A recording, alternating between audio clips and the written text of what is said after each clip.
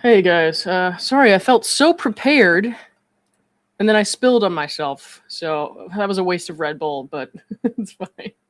I've been wanting to go over some of these depositions, but I haven't had a chance to. Things are busy right before the holidays. Next week, if you do Christmas, we got Christmas Eve, Christmas. I still have a lot of stuff to do before then, plus I have work 9 to 5, so I took a couple days off of streaming. It'll probably be like that on and off for the next week or so. I mean, probably through New Year's, honestly, because there's so much going on with family stuff and all that. But we're going to go through Justin's deposition transcript tonight. So we're going to go over the long one. It's like 100 some pages, but I did read beforehand and I went through and I looked at what we can cover and what we can leave out. There's admittedly not a lot of stuff we can leave out, but 100 pages of transcript is like, it's not like, look at this. So it's not like a regular page, right? So we got some pages that are just like, these are the lines, you know what I mean? So there's going to be a lot of stuff. It's going to go by really quickly, hopefully. I do tend to talk a lot during these things, but I'm trying to limit my caffeine intake so that we don't spend 3 hours on this one. I got my Jeff cup with my little Red Bull because I got some work I actually have to do after this before I go to bed. But I will try to get to first what a lot of people who don't normally watch me who are going to click on this video for, which is the quote about the Taylor Swift playbook. So I'll get to that first, and then we'll go through from the top the rest of the deposition transcript. There were actually 5 different transcripts included in exhibits of Justin's deposition. We're just going to go through this one long one tonight because tomorrow, when I have time, I want to go through and look at the other 4 and make sure that there's not any like duplicate pages because I don't want to read anything for you guys twice. You know what I mean? So I'll cut out the parts we've already seen from this long one, and then we'll go through that either tomorrow night or Saturday night or something like that. But tomorrow's going to be a busy day because I got some other people that I know are doing streams, Christmas streams. They invited me to, so I'll probably be hanging out there. If you want to see that, let me show you where you can find this stuff out, as well as like when I do updates or when I do videos, how you can get notifications because the YouTube notification system is notoriously bad. You can go to my, so I have a Patreon page, but it's free if you want to get notifications for stuff that's coming up. So like this live stream, a lot of people won't get the notification from YouTube, because YouTube only gives you a certain number of notifications from all the people you subscribe to within 24 hours. So if you sign up for this Patreon and you don't have to pay anything, you'll get like notifications from my posts to your email or whatever, which will give you the times of my live streams, what it's about, whatever, as well as just some other stuff that I put on there. There's a link to it in the description of this stream, as well as like all the streams that I do. If one of the mods could post that in the chat right now, that would be good. Just so if you want to be notified when I'm going live and shit like that, you can definitely get notifications there. So I'll put all that in there. I put it on X. Sometimes I put it on Instagram, that kind of thing. So, yeah. Anyways, we'll get into the Taylor Swift stuff first, because that's what most people who, like I said, don't normally watch me will click on this for, and then we'll go through the rest of it. And then when I do that second part with the other transcripts, if you go to the Patreon, sign up for that, you'll get the notification, or you can just watch it at your own leisure or whatever. So, okay, let me pull this up. There's only one reference to Taylor Swift in this portion of the deposition we're going over tonight. So hold on. Okay.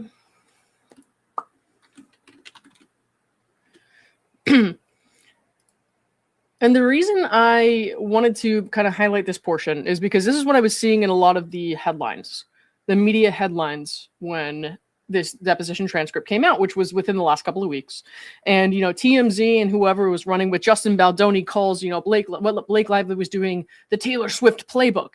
And so all these outlets were making it sound like Justin Baldoni was making a press statement, or that someone from Justin Baldoni's team was making a press statement, and that's not true. It was a page from this deposition transcript that she released to the public as part of her response to them. And Blake Lively, notably, doesn't mind using this kind of stuff for press, which both sides use stuff for the press. I'm not naive to that, and I think, that's okay. That's just how it is. But she has no problem doing this, releasing this to the press, but she does have a problem with showing us her deposition transcript.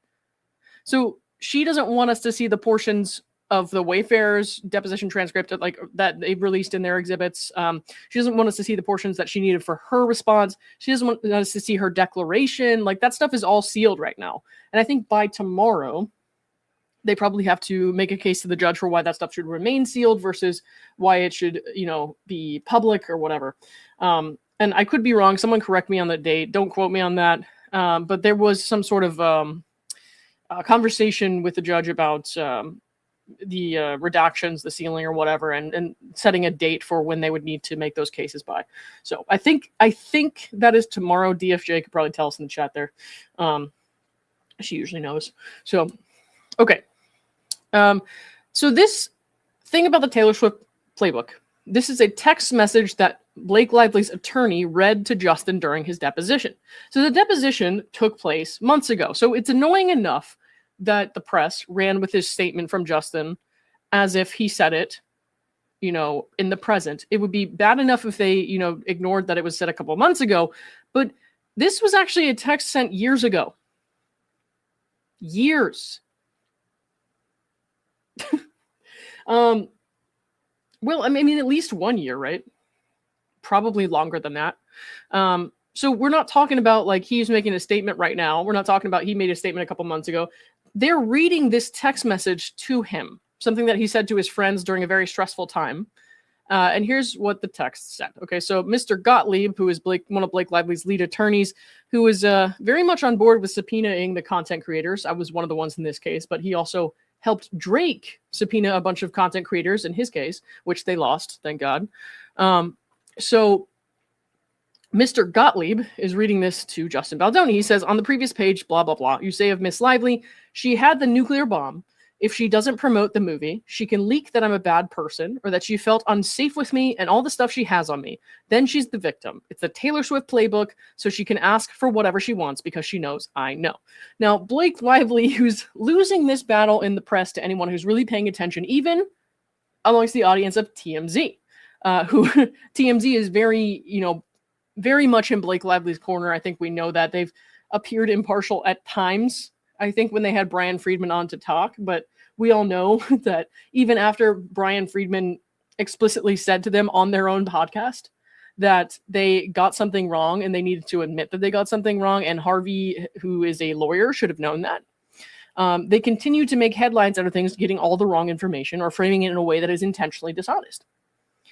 So even though Blake Lively is, has TMZ and all these, publications on their side, the legacy media, who answers to WME, because even if they don't care about Blake or Ryan, WME has other clients and they have leverage because those publications and the legacy media, they need those interviews with their clients. They need that kind of content to keep themselves going, the news that they can't get if they piss off WME.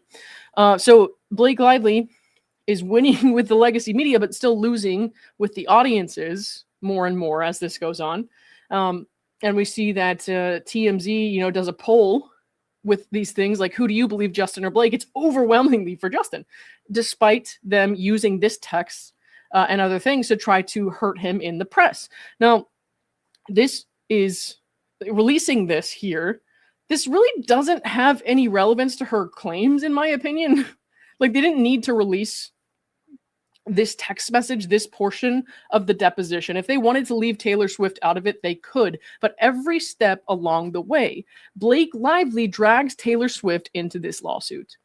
She named Taylor Swift in her disclosures as somebody relevant who would know information as to what happened, related to her claims. She did that. She named Taylor Swift as a person who has information.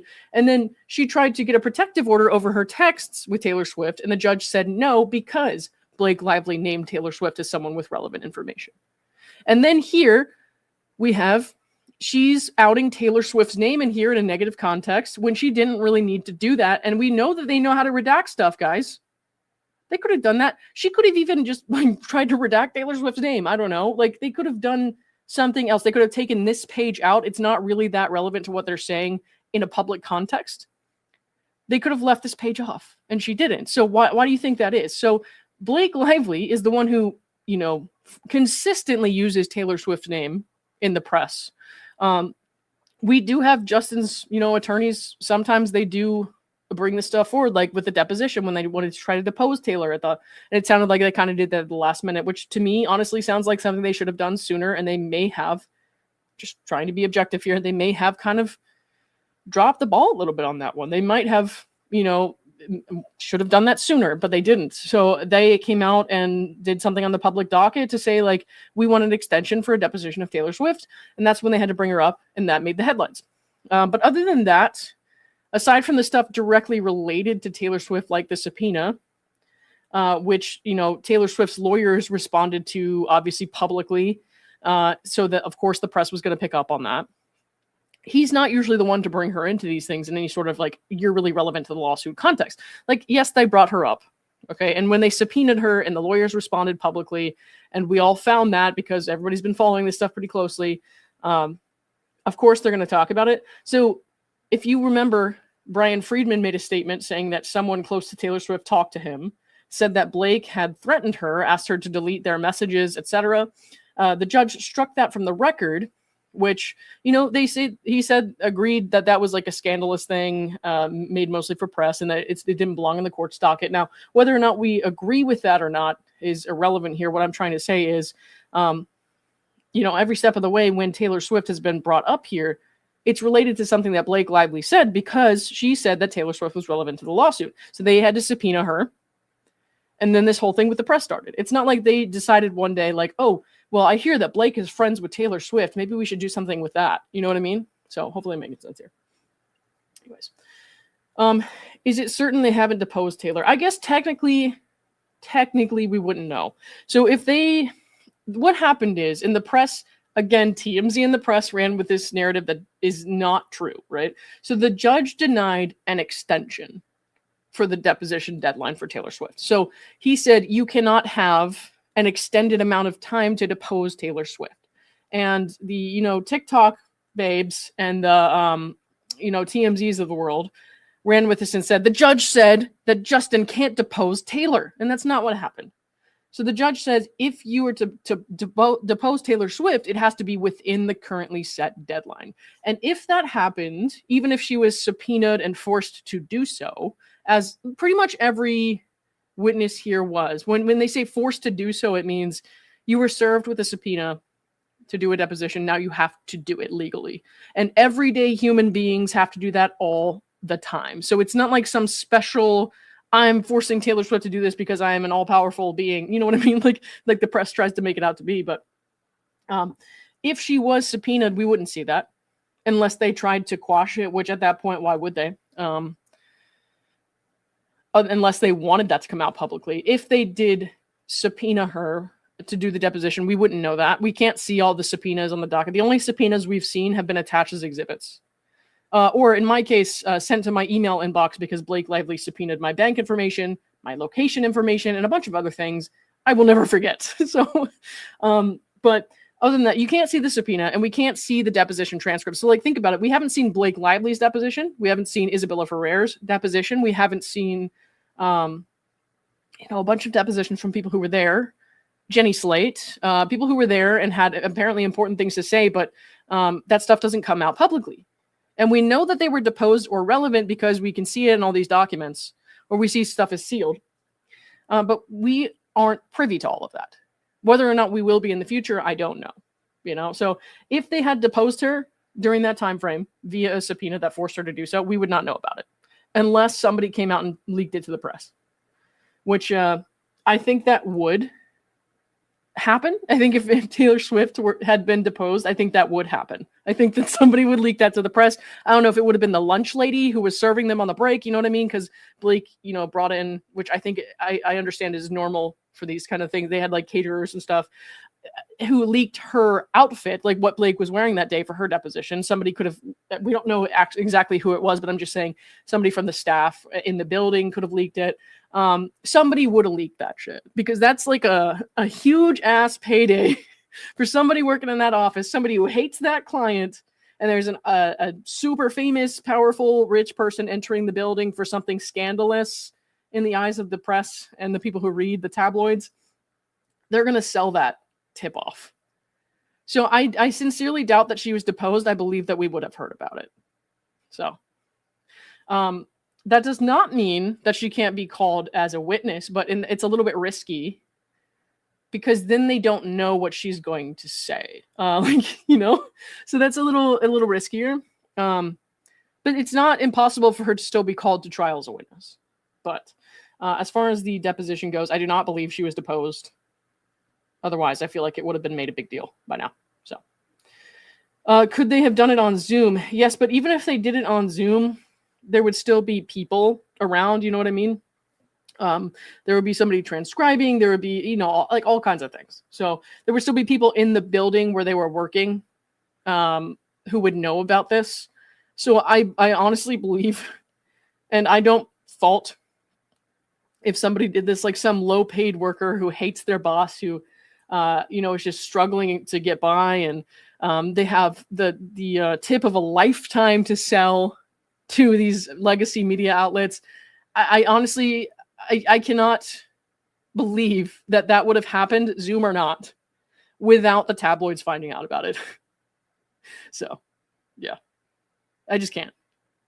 And even like, look at the way that this came out, this text message here, where Justin's saying the Taylor Swift playbook from a long time ago, where Blake Lively's trying to make a point of it now. It seems like she wants to pit the like Swifties or whoever in the press against Justin. And so she did this. She released this because there's no other real logical reason for them to have included this when they could have left her name out of it altogether. It was Blake, again, who brought her name into this. So they could have, left her out of it. But if they were to have deposed her, I have a very hard time believing we're living in some alternate universe where nobody in that office would have leaked it to the press. I have a hard time believing Blake Lively and her PR team wouldn't have leaked that to the press to say, like, look at what Justin Baldoni's doing to Taylor Swift, Ultimately, I do feel like Taylor Swift, her role in all of this, while it may be relevant from a public opinion standpoint to like what they think of these high-powered celebrities with all this money and status and stuff like that, it may mean a lot to the public from an opinion standpoint, from a popularity standpoint, from a standpoint of who do you want to support and what are the values of the people you're supporting. I think a lot of people have feelings about that. But as far as the legal stuff goes, as to whether or not Blake Lively was actually sexually harassed, I don't think that Taylor Swift actually has much to do with this. Now, if Wayfair were to appeal their defamation claims, and that, we're to get to see the light of day, and they were to argue in a court somehow that, that Blake and Ryan and whoever they did act with malice and they did conspire to like take over the film, and they did intentionally say things that were untrue and defamatory of the Wayfair parties, then I think that Taylor's communications with Blake would become relevant, because that is about whether or not Blake had malice or like the intention to defame Wayfair when she made the statements she made, when she went to the press, when she did all this. But as it stands, we're only operating on Blake Lively's lawsuit. So we have to take Justin's countersuit out of it until and unless he appeals, which I expect they will. Only operating on Blake's complaint about what happened on the set and the smear campaign and all that. Taylor's text with Blake, as they're alleged, I don't think it has much to do with this lawsuit, which is yet another reason I'm looking at this page right here and thinking, why did you include this? Because there were a million other things that we've seen that made the same exact point, and they didn't need to release this publicly, but they did. So, anyways, let me, I retract my previous statements. Well, No Chill didn't write the Dear Mr. Royal Hampton letter. I love that movie, man. I think it was Omar who said he's never seen White Chicks, which is nuts, by the way. Omar needs to watch White Chicks. I'm going to make him. It's a great movie. So tomorrow we get to see all the redacted. I think tomorrow they ask to continue sealing or not. You know what I mean? Like I said, DFJ could probably give you better, sharper information on that. I think tomorrow is when they have the deadline for them to say, I want to continue sealing this. And if they don't, then whatever specific exhibits that they don't request to continue sealing will be released. I don't know if that will happen all at once tomorrow, but if they want to argue to continue sealing something, that would happen tomorrow. And that I will keep an eye out for, and I'll keep you guys informed. So, all right. Let me go back up to the top here. So, sorry guys, I just wanted to get to that because like I said, I know people who click on this who don't normally watch me, I don't want to make them sit and wait for the kind of headline part of the story here. But I actually think the rest of this deposition is a lot more interesting. It's just unfortunate that that text message was what made the headlines. But that's by design. I think we can tell by now. Give me 1 second here.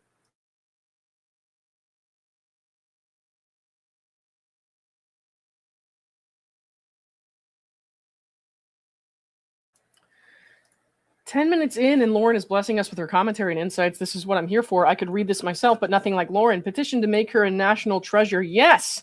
Nicolas Cage! Come and find me." Sorry. I was watching that movie with Nick Cage the other day. It Could Happen to You. I think the one about where he wins the lottery and he like splits it with a waitress because he promised her, like he didn't have money for a tip, and then he promises her, if I win, I'll give you half of the winning. Yeah, you know, anyways, we don't need to talk about that, but it was a good movie. I had never seen it before. So, anyways, like I said, so this stuff cuts off at some points. So it like, sometimes it's not going to make sense or we're not going to get them to finish the thought, but keep in mind, this is from an attachment from one of Blake's filings. So they're going to try to frame it in a way that's good for Blake. You'll see Blake's attorney, Mike, asking these questions in a very pointed way, which if it were the opposite were true, if this were Blake's deposition and Brian Friedman were conducting it, as we know he did, Brian Friedman would be asking the questions in a very pointed way. So that in and of itself, I will say, of Mr. Gottlieb is just part of his job. He's just doing what he's supposed to do. But I do want to say that Justin's answers are going to be led in a certain direction because of those questions. And like, if this were to go to trial, then Justin would have a chance to kind of explain his side when his lawyers get to get up and clarify things with him. So this deposition will ask things in a very pointed way in favor of Blake. That's what we expect here. So, okay. 1 second. Lauren, are you having another collab party tonight? No, because it's a Thursday. I have to work in the morning. And, you know, that was pretty spontaneous, but we'll do it again sometime. But not tonight. Because I want to keep this under 2 hours if we can. An hour and a half would be a lot. Okay. So Justin is speaking here in response to a question asked by Blake's attorney. We don't know what the question was because it was cut off. But he says, "We've become numb to it, and I'm speaking generally as a collective we, in order to have more of a shock effect. Then I think that's where Hollywood has gone and made like sex has just become just something that you expect to see oftentimes. That doesn't actually have to do with the storyline, or I don't know if it necessarily moves the plot forward." So he's talking about how Hollywood makes movies in general and how sex kind of sells. And I think we all know that at this point. Hollywood does do a lot of stuff for shock value. It does make things more and more kind of like raunchy or like exposing, I guess, to try to get, you know, bigger audience attention, because the more it stands out, the more attention your film or your artwork is going to get. And so they have to do things that are shocking, not necessarily fall into the plot nicely or match the book that the movie is based on. You know what I mean? So that kind of thing. So, yeah. Okay. So he's saying in order to have more of a shock effect, like sex has just become something that you expect to see. That doesn't actually have to do with the storyline. I don't know if it necessarily moves the plot forward. So in that sense, I guess I would agree. And I think that in general, Hollywood doesn't make movies for the soul much anymore. It does. I mean, there are certain people that do, but I'm just saying it's definitely become much more about attention and money and just competing with other places for people's attention, and whatever can shock them the most is what wins. And I think that he and I share that viewpoint. You know, I do think that we're all kind of chasing when it comes to like movies and TV, especially if you're really into art and or cinema or anything like that, even music. It's like we're all chasing this feeling of like when you saw something that really touched you, or something that really shocked you, or something that really reached your, I guess, soul, as he's putting it somehow. We're all chasing that when we go to see movies, or like listen to new music, or watch new TV shows, or anything to do with the arts, and just things that inspire emotions in you. A lot of us are just looking for that. We're looking for that emotion or that reaction to be inspired within us. And so as you see the same thing or the same kind of premises or stories that end with the same type of conclusion over and over again, which is inevitably going to happen in your lifetime, we kind of lose the shock, the rush, the feeling, the emotions. Like, we kind of lose that. And so Hollywood has to try to do something different. And I think oftentimes we're moving in a direction that is almost less human. You know what I mean? In a way that's like nobody should be watching that. Or like we're seeing things that are like, yes, it will give you like a secondary like gratification, but it doesn't have any deeper meaning, because everybody's just looking for that short term kind of shock or rush or whatever. We're not getting like the overall stories, the overall message that people are trying to convey, because we're all looking for the short term instant gratification, I guess is the right term. So, and he and I kind of share that view, I think. But anyways, the reason that we always go so long in these streams is that I talk this much. But if you're new here, just know that I will do a shorter version of this tomorrow where I just go over some highlights. But you're going to hear me talk a lot tonight otherwise. So, all right. Okay. I'm just saying it's definitely become much more about attention and money and just competing with other places for people's attention, and whatever can shock them the most is what wins. Okay. And you founded Wayfarer to be different from what you just described. Is that right? Justin says, I did. And that's what pisses me off so much, is like, these are the people they chose to attack. And there's a reason for that, because they know that these people who want to be different from that are going to be more receptive to whatever criticism Blake puts forth, because they want to handle these people with kind of gloves, in a way that they're taking care of everyone's feelings and they're nurturing their family on set. You know how so many workplaces, and anyone who works at 9 to 5 in America and is an older adult, or even a middle-aged adult, or even my age, I'm in my 30s, dude, knows that you've had a workplace at 9 to 5 that says, we're a family here. Right? But how many workplaces actually treat you like a family? Everybody who hears that knows instantly that's bullshit. Unless you work for a very small private company, a mom and pop shop, something like that, you don't get treated like family. They want you to think that, but you don't get treated like family. You're a cog in the machine. You're disposable. You're 1 second away from getting replaced if you do something wrong. So, we all hear this, we're a family at work thing. But then you look at what Wayfair has done here, and you look at the criticism they receive and how this toxic positivity thing has been floated in the press. And it sounds like they actually wanted to make that happen. They actually wanted the we're a family vibe. They actually wanted that closeness. They actually wanted that positivity, the love, the everything. And in doing so, they clashed with some people who expect and want the opposite, right? And that's what, unfortunately, in my opinion, put Wayfarer in a position where they were vulnerable to this kind of attack. So, and I know that there are people out there, and even me in the beginning, I said the same thing, right? I know there are people out there who will say, why didn't they do this or that? Or all they had to do was like tell her no or whatever. Like, and that was me in the beginning, until I really got to know their message, their mission, like how they worked. I saw their documents, and I saw Blake's, and I read both sides, and I watched the podcast. I got to know what it was about, because I thought Justin, and I said this a long time ago, I said Justin was a cringy male feminist, and I got to know his message and kind of who he was as a person through his work, and just talking to people. And this is not, I always preface this every time because I got subpoenaed, and some people will probably assume this. I talked to people who have worked with Justin. I talked to people who worked on the film. Nobody who was in the cast, right? So in the crew and other people surrounding the set, like nobody who was in the cast, and I never asked them any questions related to Blake. But I asked, who is Justin to you? How do you know Justin? How is it to work with him? And not everybody responded, understandably, because number one, there's a legal thing going on. And number two, they were all probably getting hundreds of messages, right? So I asked, who is Justin to you? Is he really, because I keep seeing all these messages that paint him out as this amazing human being, but then I'm seeing in the New York Times that Blake says he's a demon. You know what I mean?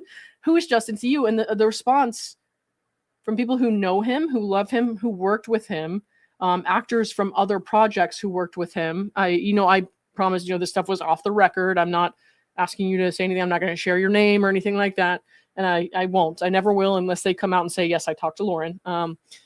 I talked to actors from other sets who worked with him. I talked to crew members from It Ends With Us who worked with him, people from around the set who worked with him, people who know him and love him, who have been in his life.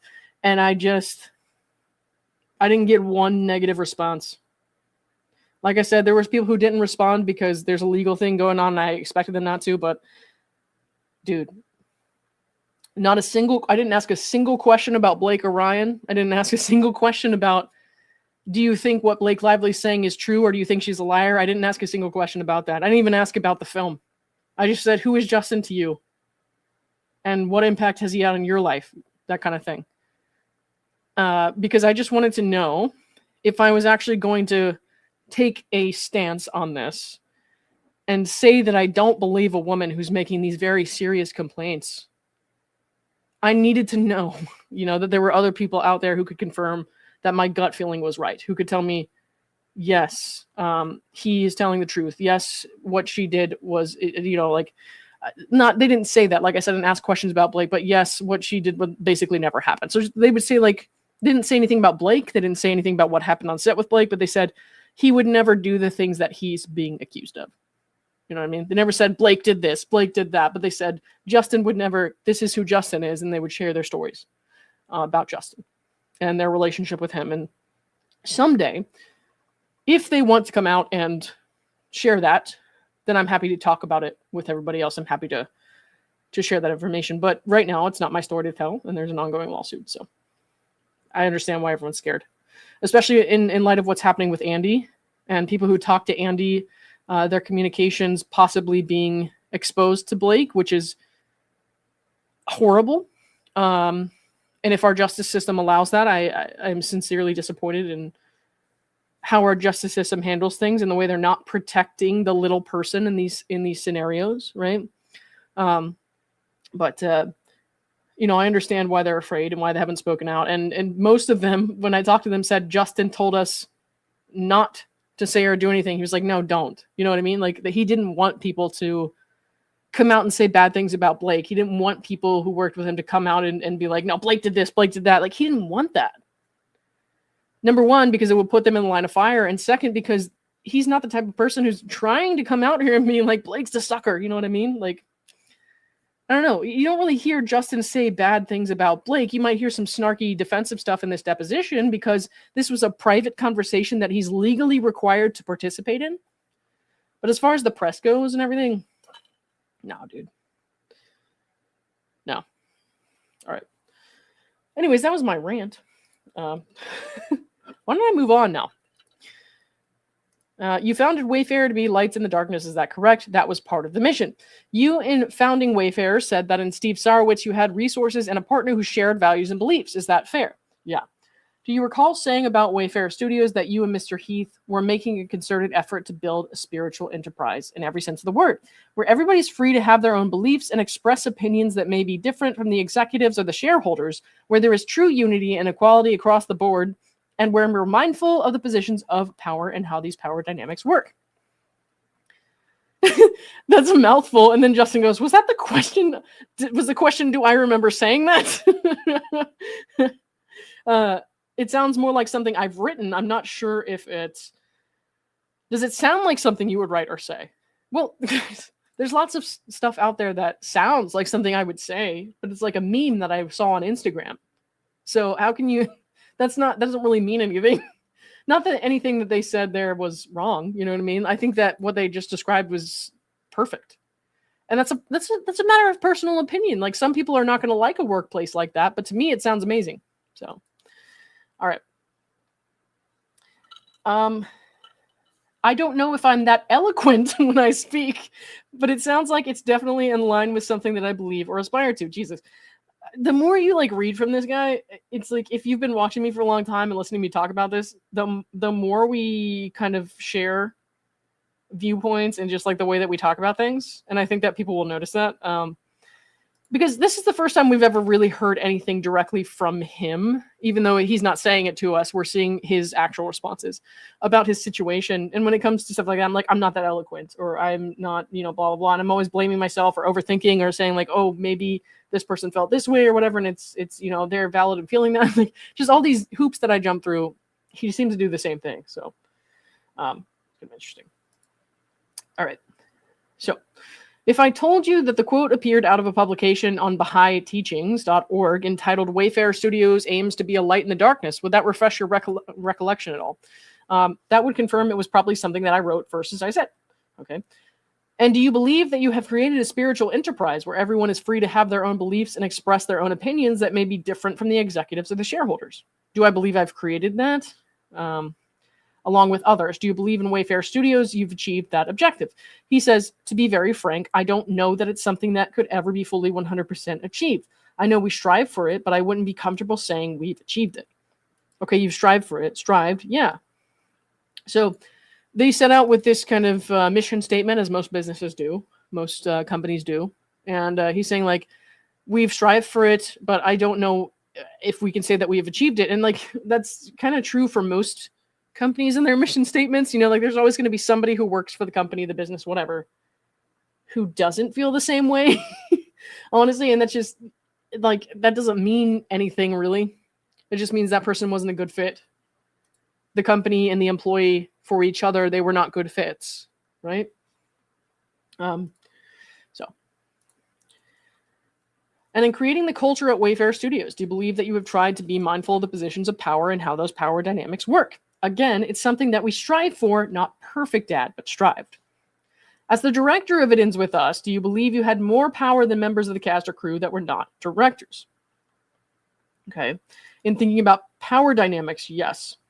Okay. And you supervised essentially everyone who was on the set, directly or indirectly. Is that right? He says, I'm not sure if I would consider that my role as a director. Were you ultimately responsible for what happened on the set of It Ends With Us?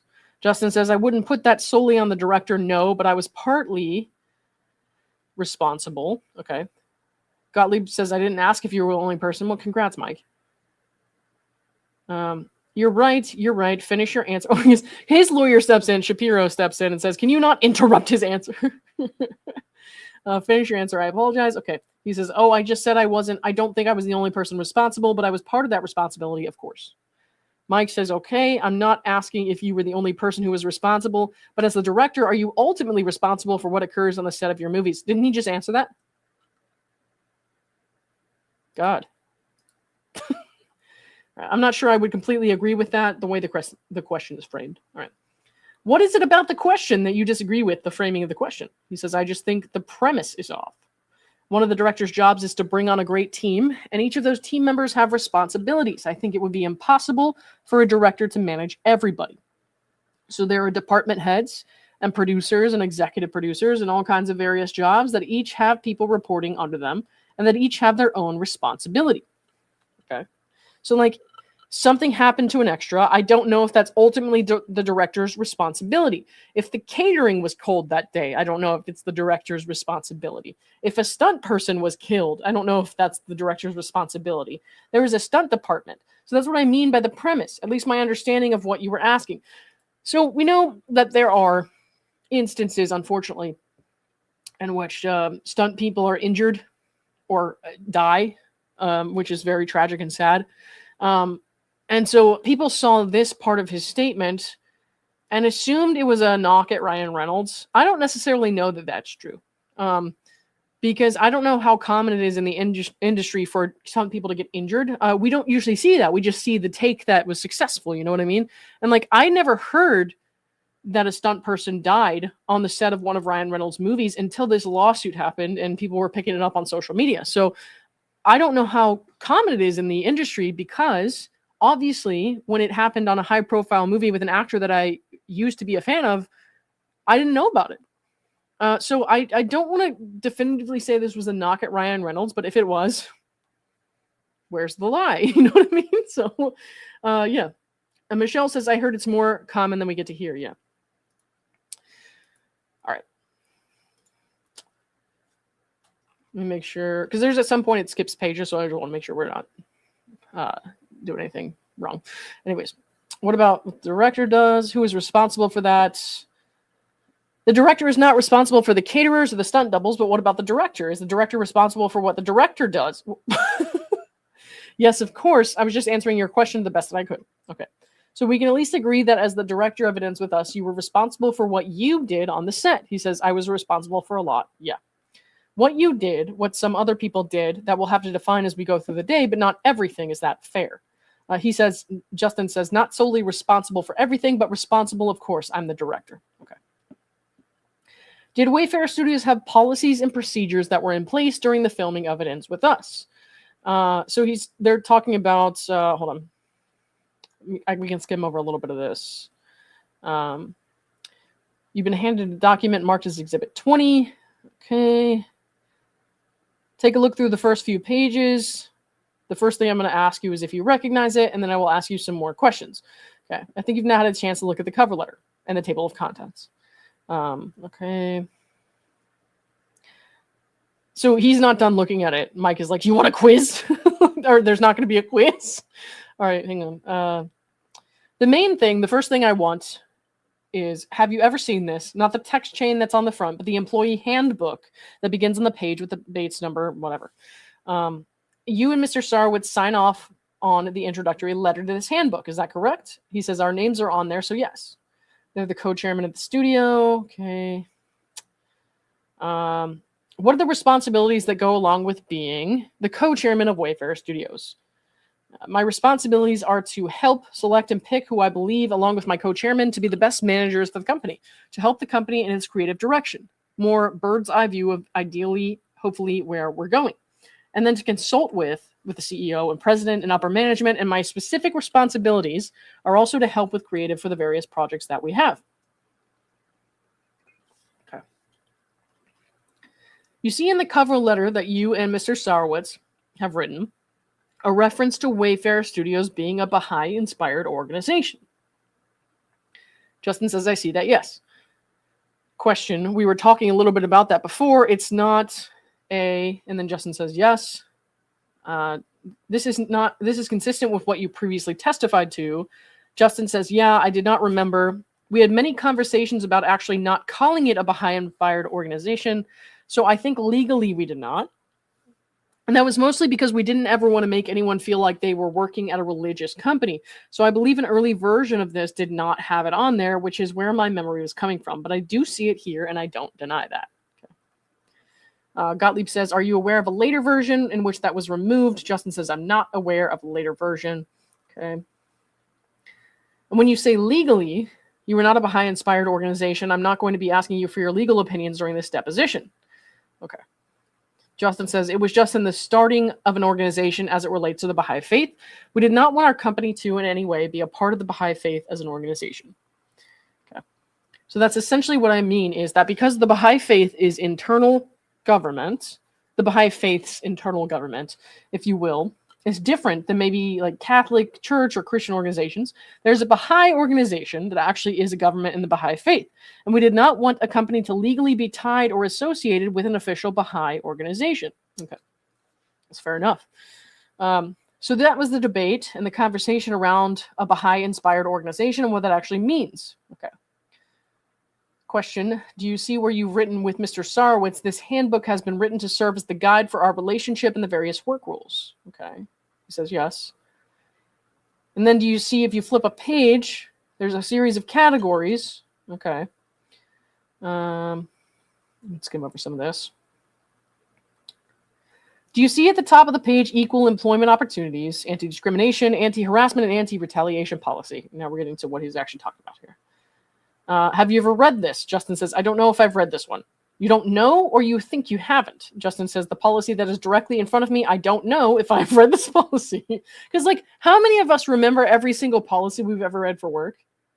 Do you know how many policies I've had to read and take quizzes on when I started a job?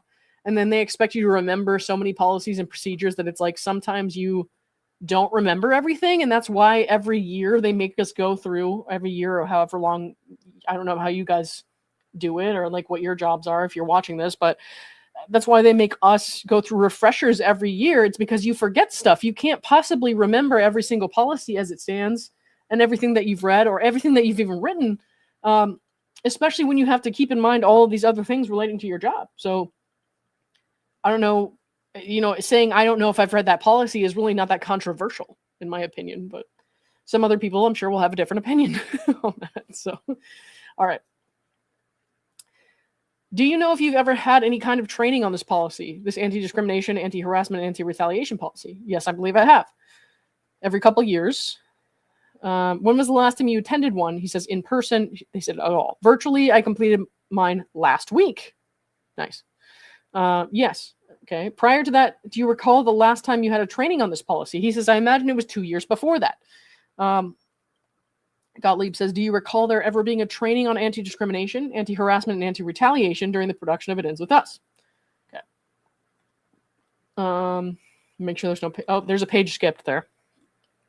I think that's not an accident. I mean, they didn't have to skip that page, but they did. So they're still talking about the training, I guess. Justin says it was a man who did it. We were in person, but the man was over Zoom. So they were in a room in person, but the instructor, I guess, was on a Zoom, like on a projector or something, or on the computer screens or something like that. Were there slides? He says, I'm assuming there were, yes. So if I showed you some slides, you could tell me if they were the ones you saw. Justin says, to be very honest, I would not know if they were exact ones that I saw. It was years ago. Yeah. Okay.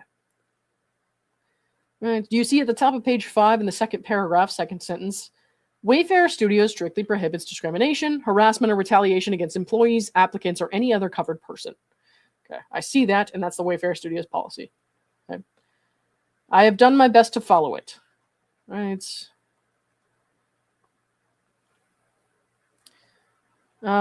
You've read the paragraphs that list out the protected characteristics, correct?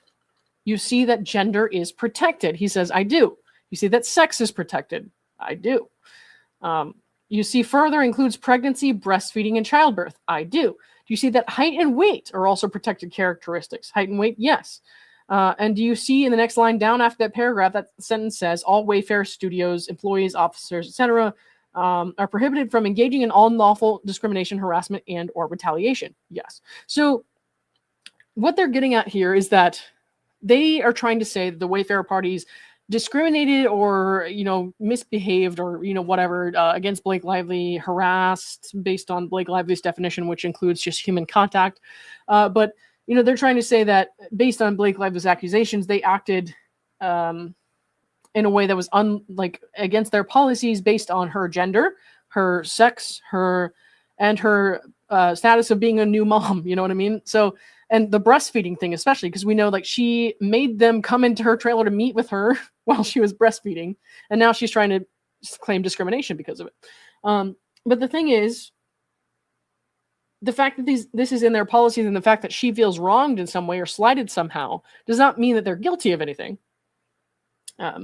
So especially look at this gender and sex thing. Let's talk about that. So there's no evidence that Blake Lively was ever discriminated against or punished or, demoted or anything like that because of her gender or sex.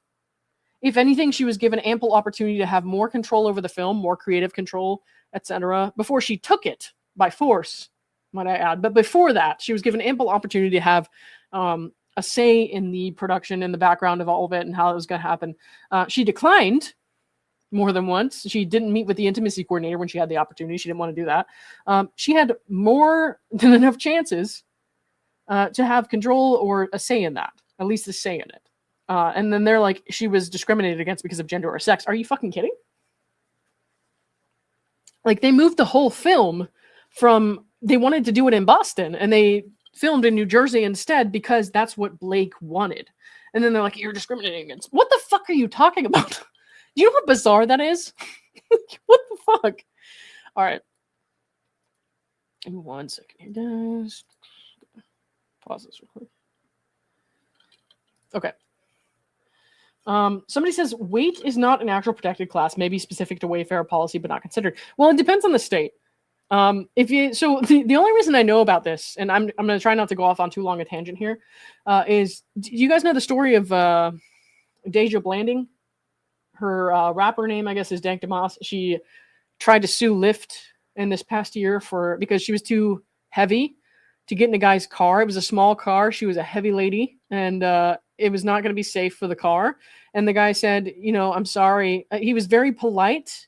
He wasn't, like screaming or yelling at her or anything like that. He wasn't trying to hurt her feelings. He was very polite. He was just like, I'm so sorry, but you're not going to fit, in this car. You're too heavy for it. And that was looking like it was pretty true. And she went and tried to sue Lyft and the driver for it. And the most bizarre part of it is she actually did not lose the lawsuit. Like many companies, Lyft decided to settle in this instance. So she got her way. She probably got a payout, and they probably agreed not to publicly speak about it. I'm sure both parties agreed not to publicly speak about it because that's what, these companies do. They care more about the bottom line than anything else. Like, honestly, if I were in the shoes of Lyft, I would have been like, fuck you. I'm going to stand up for what's right here. The driver was just trying to do the right thing. He was trying not to ruin his vehicle, which is his means of employment and how he makes a living and how he pays his rent and feeds his family. Like, what the fuck? And she sued Lyft. And of course, Lyft settled because that's what they do. Because, like, who wants to go to trial, which is going to take years and cost lots of money, but and be bad publicity for the company? But they settled, and she got whatever money she wanted. And that's that. Notice you don't hear her going around talking about it on interviews like she was before the lawsuit.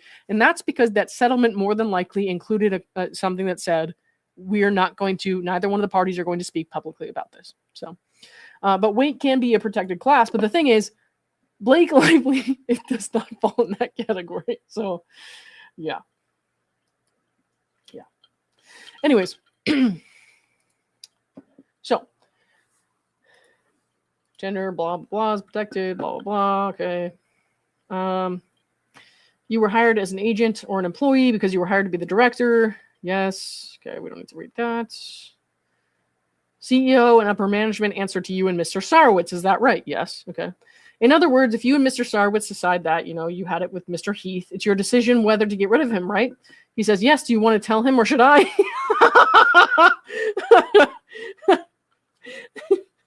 Okay. God. Mike says, I think you should. It would go over smoother. So do you see that one paragraph down from the sentence I just read, the anti-harassment policy? He says, I see that. And you see where it says, Justin says, I have not read this. So can I read it? And he's talking about, like, he hasn't read the policy right then, like putting it in front of him. Why don't you read that? I'm going to ask you questions about the next 3 paragraphs. Okay. It says, Wayfair prohibits harassment, disrespectful, or unprofessional conduct by any employee of the company, including supervisors, managers, and coworkers. Do you see that? I do. Do you understand what that means? That we prohibit harassment by anybody at the company. Okay. Do you see then the sentence that starts with harassment may be verbal, written, or physical conduct? He says, I do. Okay. So if you carry that sentence over to the next page as read, harassment may be verbal, written, or physical conduct. Go to, okay, it says that A has the purpose or effect of creating an intimidating, hostile, or offensive work environment, or B has the purpose or effect of unreasonably interfering with an individual's work performance, or C otherwise adversely affects an individual's employment opportunities. Do you see that sentence? Justin says, I do. So they're talking about training. Justin says he believes that he did go through training relating to those policies. Okay. We don't need to read all of this stuff. Let's see here. Where's the agencies? Blah, blah.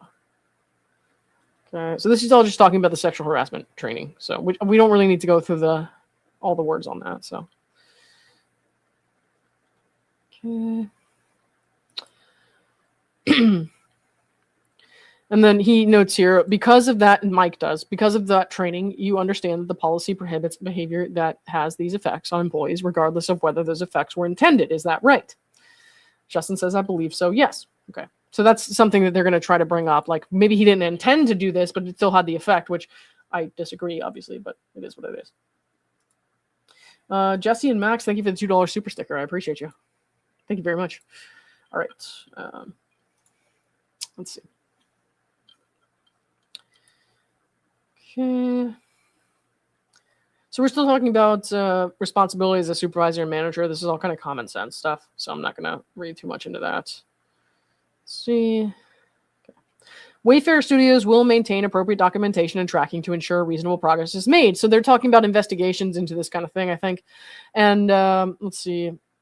Okay, but investigated by personnel. So they're talking about this stuff that violates the policy in regards to investigations, but as we know, she never made a formal complaint, and without the complaint, there's probably not going to be an investigation. So, all right. What's depending on what's found in the investigation, Wayfair will consider appropriate options. Okay, yeah. Was any investigation of the type described here in this paragraph conducted for the conduct that is at issue in this litigation? Justin says, not until this lawsuit was filed and we were made aware of the conduct. Okay. Okay. Let me make sure there's no pages skipped. Yep, there's pages skipped there. Sorry, guys.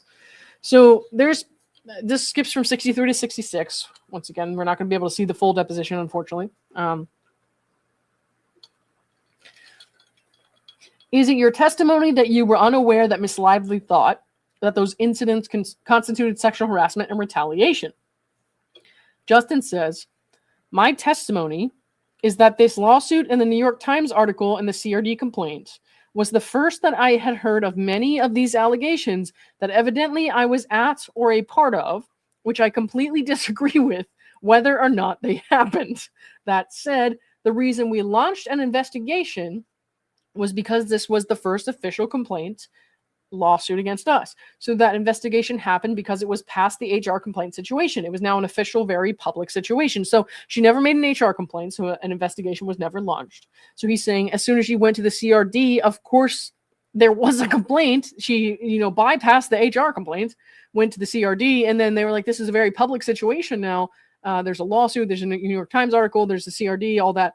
And so now they're going to launch an investigation, which they did. And of course, we know Blake Lively refused to take part in that investigation. She tried to demand all the information that came out of that investigation as it was ongoing to intimidate, in my opinion, the people who were participating. And then she tried to get shut down. So she didn't want to participate. She declined the investigation by the CRD. She refused to participate in the investigation by the Wayfair parties. And I know there's one other thing I'm forgetting right now as far as her refusing investigations, but we'll move on because we don't need to worry too much about that. Okay. Is it your understanding of the Wayfair policy that in order to investigate allegations of sexual harassment or retaliation, that an official complaint needs to be filed by the complainant? Justin says, I'm not sure. And I'm not sure either, to be honest, so that's fair. In fact, didn't we just look at page 6 in the section entitled Supervisor and Manager Responsibilities? Okay. It read, if any supervisor or manager becomes aware of a violation of this policy, they are obligated to report the violation to Human Resources / Management so Wayfair Studios can investigate and, if appropriate, take corrective action. Okay, so what I want to say about that, if any supervisor or manager becomes aware, they're obligated to report the violation. Okay, so if for the first time, something like Jenny Slate's complaints of Justin using the word sexy are raised, are they obligated to report it? But let's really think about that. What did Jenny Slate say when she was making that complaint to, not an official complaint, when she was bitching about that to whoever she was bitching about it to? They said, do you want to make a complaint? She said, no, I don't feel like the conduct was actually sexual or sexually harassing in nature. I just didn't like it. And we haven't heard from Jenny Slate, so if she wants to come on the record and dispute that, she's going to have to do so. But from everything that we've seen, Jenny Slate said, no, I don't want to make a real complaint about this. I don't think anything nefarious happened. And I'm paraphrasing. I don't think anything nefarious happened. There was no sexual harassment. There was no sexual component to it. She explicitly said, no, this was not a sexual thing. because they did try to take care and like be mindful of that. Like, do we need to investigate for sexual harassment? And these people, every step along the way, said no, no, no, no, no, no. And then they're now doing revisionist history and trying to suggest that it was. But every documentation or conversation to that effect says no, or you said no. Why did you say no? You know what I mean? Like that kind of thing. So if you explicitly state that something was not sexual harassment and then later try to pass it off as if it was, naturally, people are going to question A, your judgment, and B, your sincerity. So, all right. So it is actually under your policy, let's see, not incumbent upon the person who feels they've been harassed to come forward. Okay. I don't know if there's another part of this that says there needs to be an HR complaint or not, so I don't know. He doesn't know. All right. You don't see one as you're sitting here looking at this page, do you? Under the box that says supervisor and manager responsibilities. He says, no, I don't see one. Okay. You testified yesterday, I believe, that you've never read the New York Times article. Is that correct? He says, never personally read it. No. And honestly, good for him. I don't think he should have to. You've never sat down to read the article published by the New York Times written by Megan Twohey about the incidents in this case. He says, I did not personally sit down to read it. So as you sit here today, you do not know personally anything that that article says. He says, no, I would not say that's true. So he might know some things that it says, right? But he didn't read the whole thing, is what he's saying. Okay. All right. You have no personal knowledge from your own experience of what that article says. Is that right? He says, I have personal firsthand knowledge from my attorneys. Okay, that makes sense. Giving me point by point all that was in the article. Okay. So then they skip over this from 68 to 78. And this is like, this starts to make me really mad. Okay. So Gottlieb is talking about Justin's past and how Justin has spoken about his past with relationships and with being sexually abused by a female partner, that kind of thing. Gottlieb is saying, you know, he's asking based on context clues, you know, did you violate any woman's consent? And Justin is, we get his answers cut off here. So Justin is saying, what I'm essentially saying is that there's a possibility that in my teens and 20s, I wasn't aware. So he's saying, based on like everything he's written in his books, said in his podcasts, everything you know about this man and his public speaking, which most people don't, which is why they would find this controversial when they read it. He is a very hard on himself man who is very much trying to, you know, get rid of toxic masculinity and do the right thing to make men and women equal in relationships. And he believes that in his past, he may have not done his due diligence in like talking to a woman about her boundaries and shit like that. So like, which doesn't mean that a woman said no and he pushed through anyway. You know what I mean? Like, it doesn't mean someone said no and he intentionally pushed through that boundary. It means he thinks that we should live in a world where people are more communicative and mindful of consent. And where people are more in touch with their partners and people are, you know, men are giving more of a voice to women. And he, having spoken openly about his porn addiction, and which is something that should never be brought up in the context of this lawsuit. It has nothing to do with it whatsoever, but he's spoken openly about his porn addiction, and he has spoken openly about his relationships in that context and how he wishes that, or not wishes, but he believes that men should be much more mindful of the woman in the relationship and be more communicative, like I just said. So he's not saying like and I hate to even say, so I'm not going to say the word. He's not saying he like did that to anyone. You know what I mean? He's saying he wished he had communicated better about his partner's boundaries or listened to his partner more or something like that. Or he may have crossed a boundary by like, I don't know. Some people would say you cross a boundary by kissing on the first date, whereas some people would say that's bizarre because kissing on the first date is super fucking normal. You know what I mean? But Justin Baldoni is the kind of guy who's going to hear somebody say, well, kissing on the first date is crossing a boundary and think, oh my God, have I been crossing women's boundaries? Does that make sense? So he's very hard on himself and very strict with his boundaries with women and how he should we kind of should prioritize communication and make sure that they're being heard on the same level as men in relationships and just in general in society. And he's very, very, very dedicated to that cause. And so I've been afraid that that's going to hurt him a lot in this lawsuit, because they use his words against him in a way that's totally out of context and could be used to make a shitty guy look bad if a shitty guy were the one saying them. But he's not a shitty guy. So, all right. Anyways. That's a great analogy. I'm glad somebody thought so. I'm trying. I'm trying. And one thing that I want people to keep in mind that I think it came up in this lawsuit early on, especially when the countersuit was still active, is that Justin is a neurodivergent person who is, we don't know exactly what his diagnosis is, but his neurodivergence has, kind of affected his communications and interpretations at times, from what I gather, and from what we've seen in this lawsuit and outside of it.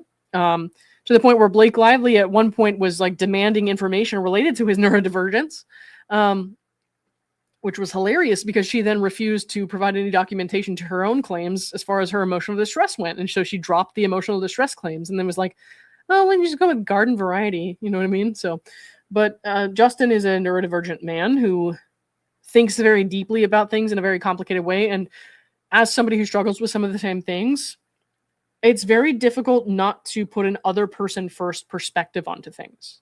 So when I have had an issue with someone, my first thoughts are, what could I have done wrong here? Because I know that I'm different. And in my mind, I think I'm weird. I'm different. I don't pick up on things the way that normal people do, the way that people who are wired normally would do. And so I think, where did I go wrong? It's my default, right? I overthink things because I want to make sure that other people who don't, like the everyday person who doesn't struggle with these kinds of things feels okay or comfortable or whatever. Or if I upset them in some way, I want to think, was there something that I did that I need to apologize for? And usually I come to the conclusion of yes, because the unfortunate thing is, well, it's good to be reflective of your own actions. If you're somebody who is like not totally wired the same way as everyone else, the conclusion you usually come to is I was wrong because I'm not normal. You know what I mean? So you're going to see this guy apologize for things a lot where he didn't necessarily need to apologize, or him interpret things like his own actions and criticize himself in a way where he didn't need to criticize himself. And like, it's very easy for me to spot in other people, not so much of myself. I can in retrospect. So like, I can look back on my own experiences with work and people that I worked with and be like, well, why the fuck did they do that? Like what I did was I was very hard on myself and I shouldn't have been. But like in the situation when you're in it like that and you're just trying to make sure that you're doing the right thing, it's very complicated. So, all right. I just want everyone to keep that in mind. This guy's, and it's not an excuse, kind of the same way we say mental health, it's not an excuse, it's a reason. And I'm not saying that he's like a mentally ill person, that he's like incompetent. Like Justin is clearly a very competent, loving, caring man who cares deeply about his work and he does a good job. And as far as I've seen in the work that he's done, but it's like, we're not on the same playing field almost. So, it's almost this like torturous instinct to like think about how everyone else must see you and what you did wrong, even where you maybe didn't do anything wrong. And it's just a matter of how people interpret things. But it's like, but I know that I'm different. I know that the way that I interact and the way that I see things is not the same as everyone else. So I must be wrong in this scenario. I must be, I must have done something. And then to feel terrible about it. So like, this is kind of unfortunately where he's coming from in a lot of the stuff that we see with the text messages about the distress and all that. So it's just very tricky. So, okay.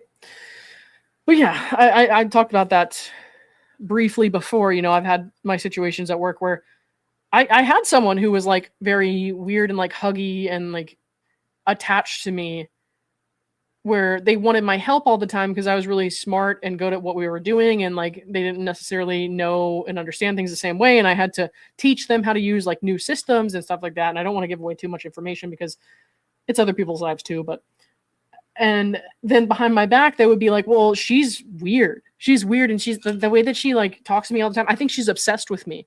And in my view, it was like, this person comes into my office and is like, come see me, please. And would like ask for my help all the time, or like text me and like say they loved me and like we were friends and shit like that. But then they thought I was weird. So when I wasn't around, they would tell other people like, she did this, she did that. I think that's creepy. And I'm like, why didn't you ever tell me that?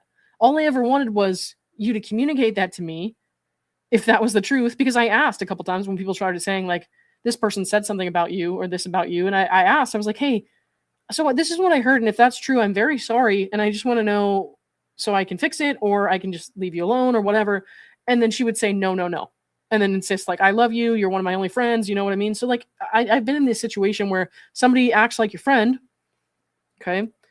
And they say all these crazy things to you about their personal life and like very deeply personal things about like their sex life and stuff. But then behind your back, they can be like, oh my God, what a creep. What a weirdo. And then just like lie to your face. And if you have a relationship with somebody and you're a neurodivergent person, like I'm on the spectrum, I don't pick up on social cues a lot. You want to trust that person. You want to trust the person who's telling you everything is fine. You want to trust the person who's saying, come to my house or come visit my family or whatever. Like they brought him to LA and stuff like that. So you want to trust that person. But then the unfortunate truth is sometimes people are lying to you. And I kind of think that's what happened here a lot. So, and I know that I just spilled a lot of personal information, but honestly, it's like nothing that I haven't shared before. So it's whatever. But yeah, you don't go up to someone and hug them all the time and invite them to come to your house and, you know, talk to them about your husband's private parts and like take them on your plane back to LA and stuff like that. If you think they're a creepy sexual harasser, you don't. And the unfortunate reality for a lot of people who suffer with neurodivergent conditions is that like, obviously that's not right. But the person who's normal in that situation is always going to make you feel like you're wrong. They're always going to make you feel like you did something wrong, and they're going to make you feel bad about yourself and like you have to change or you're the bad thing. And the only way in that moment to make that feeling go away is to kind of accept it and be like, I'm the problem, but I can change that. You know, it's like, I'm the problem. Something's wrong with me. Even if it comes to like not believing something that somebody's saying. So like with me, it was like when I asked the person at work, I was like, hey, like somebody told me that you said this about me. And I just wanted to know, like, is that true? Because I feel really bad if it is. And I never wanted that. And she would say, no, you're acting crazy. Right. And it's gaslighting. And as somebody who already thinks there's something wrong with them, you automatically think, well, obviously I'm the problem here. I should apologize and I should fix it somehow. I have to change something about me. So, oh God, I just feel so much for these people and for this guy when he's like going through this, especially now having to go through his deposition with her lawyer. And just like, there's so much that comes up here that's like crazy mind gymnastics for somebody in his situation. And then to put his condition on top of that.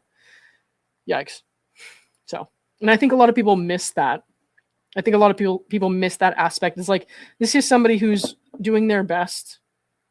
But, you know, sometimes they're not going to be on the same wavelength as other people. And you need to communicate that. And if you don't, and you use it against them later, you're kind of shitty, in my opinion. So, all right. Anyways, moving on again. Okay. So he's saying in his teens and 20s, he wasn't aware, blah, blah, blah. So the exact thing that he said, which as Mike Gottlieb is quoting here, I'm sure I have crossed boundaries and lines in my teens and 20s, not even thinking about it simply because of the porn I was consuming. So that's what you said. And my question to you is, do I understand your testimony to be that you were essentially making that up in order to make other men feel that you were relatable to them? Justin says, no, I'm sure I had crossed boundaries in my teens and 20s. I'm sure I have. So like maybe he saw something in porn that he thought a woman would like. And he's like, let's try that. But he didn't like ask her about it first. And like, didn't like guys in their 20s, in their early 20s who are like sexually inexperienced and wanting to, you know, like hook up with girls. They're not going to be like, hey, is it okay if I like, you know, in my experience, unfortunate experience, but it did happen with college age guys having sex. Like they don't want to stop and like ask every second. You know what I mean? So But he seems like somebody who feels like he should have done that and he didn't. But yeah, you know. And that is the only like criticism of him from a sexual standpoint, is like he had this porn addiction that he's open about, and now he, you know, is talking about how he wished he had communicated more in the past, because he's like, oh my God, what if no woman said she felt assaulted, harassed, abused by him whatsoever. He's just thinking in his mind, as somebody, again, who is neurodivergent and like not totally on the same wavelength as some people, he's thinking in his mind, oh my God, what if they freaked out about that? What if I should have said this? What if I should have done that? Because that is the reaction that we're conditioned to have. It's like, we're not normal. So we need to stop and think, was this okay? So, and this being used against him is just so like deeply personal to me. Not like, you know, not like his situation is personal to me, but the act of like using something like that you're vulnerable about against somebody who is like doing their best to fit into society is like such an offensive thing to me. So, all right, let's see. Okay. So he said he's sure he crossed boundaries in his teens and 20s. And do you think that was because of the exposure that you had to this kind of toxic pornography? He says, I'm sure that was part of it. It was also a different time, and that's true. We all know what a different time it was, even 10 years ago, but especially like 20 years ago. When he was in his 20s, it was the 2000s, right? He's in his early 40s now. So yeah, the 2000s. We all know it was a very different time in the 2000s as far as communication and how things are understood. Like, holy shit, because I grew up in the 90s. And in the 2000s, things were very, very different than they are now, which I'm aging myself, unfortunately, but yeah. Okay. I'm sure that was part of it. It was also a different time, right? And part of why I wrote the book was that consent wasn't taught to boys. And I wanted to make sure that we taught consent to boys and men. So he, you know, has been hearing women talking about these things, about what happened in the past when we lived in a different time or whatever. And he's like, wow, I really don't want that to continue to happen in the future. So maybe men need a positive male voice. Boys need a positive male voice to teach them to be more mindful and to get informed, explicit consent. Maybe that's how he feels. Now, there are going to be some women who are like, ew, I don't like that. But like, there are going to be some women who really appreciate it. So he, in his opinion, felt like he wanted to influence boys and men to, you know, be more mindful of active consent. And they're using that against him to try to say that he was somehow creepy or did something without a woman's consent, which is just mind-bogglingly harmful to our society as a whole, in my opinion. So they skipped over a lot of pages there, so unfortunately we couldn't see the rest of that conversation. But did you support Mr. Sorowitz's decision about the employment? We're going to skip that. We're going to go down here. Who is Liz Plank? Okay. Liz Plank is my former co-host of the Man Enough podcast. How long was she your co-host? Maybe 3 years. What changed that caused her not to be your co-host anymore? He says, I imagine the New York Times article and the entire world thinking I was a bad man. Did she tell you that? No. Did you talk to her when she quit? No. Did you read anything that she wrote about why she didn't want to be a co-host anymore? Justin said, I believe it was shown to me, yes. And I think she made a social media post, but it's so long ago now that I don't really remember what it said. Justin says he can't recall exactly what it said. Gottlieb asks, was it not important to you to understand why Miss Plank wanted to discontinue a 3-year-long professional relationship at that point in time? Okay. And we know from Blake Lively's response and Justin Baldoni's reply that Liz Plank apparently put a seed in Blake Lively's mind before she even started working on this film. So Blake now retroactively, and this is again part of the revisionist history, says that Liz Plank warned her before she took the role in the film. Then Blake Lively says, well, Justin Baldoni was up in my building talking about circumcision. And she fails to mention that she brought up the conversation because she was about to have a baby boy for the first time. So this thing with Liz Plank is, in my opinion, again, part of a very revisionist history where she's like, well, Liz warned me, but you never brought this up before. Never seemed to have a problem before. Liz didn't have a problem working with him for 3 years. And now you want to say Liz Plank is some sort of, you know, like credible source of information when it comes to this kind of stuff? Because apparently if Liz Plank warned her before and she proceeded anyways, then she didn't really think that Liz Plank's opinion held that much weight. So do we want to pretend that it holds much weight now? Okay. All right. Can you ask the question a different way? Okay, blah, blah, blah. You didn't talk to her after she quit. And if I were Justin, I wouldn't talk to her either, because he was probably being advised by his lawyers at that point. Don't reach out to Liz Plank or anyone else who's been in touch with Blake Lively, because that's a fucking, like disaster fuel. You know what I mean? Like, why would you do that at that point? So I'm not surprised that he didn't reach out to her. I wouldn't if it were me. And this person had just put out, you're learning of these things in an article from the New York Times at the last minute, right before the holidays.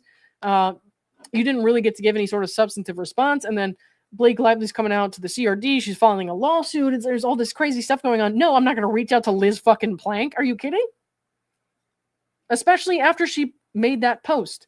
Like, not only is he busy with his family because of the upcoming holidays, the very soon upcoming holidays at that point, he's also got a new lawsuit on his hands. He's not going to reach out to people who are against him publicly. You know what I mean? So that's kind of a ridiculous question. Okay. I'm not sure how my assumption of Miss Baker's testimony, so I think we skipped ahead here. Yeah, we did. Of course, they don't ever show you the end of that conversation. Okay, so they're talking about Miss Baker, who was, I think it was a hairstylist or a makeup artist for Blake. I'm not positive, though. Do you or do you not think she was being truthful when she said that multiple people felt uncomfortable about a culture of hugging on the set of It Ends With Us? A culture of hugging. Okay. If you work with people who have a culture of hugging,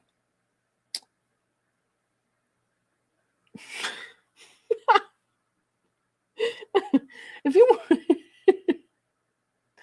you work for people who have a culture of hugging,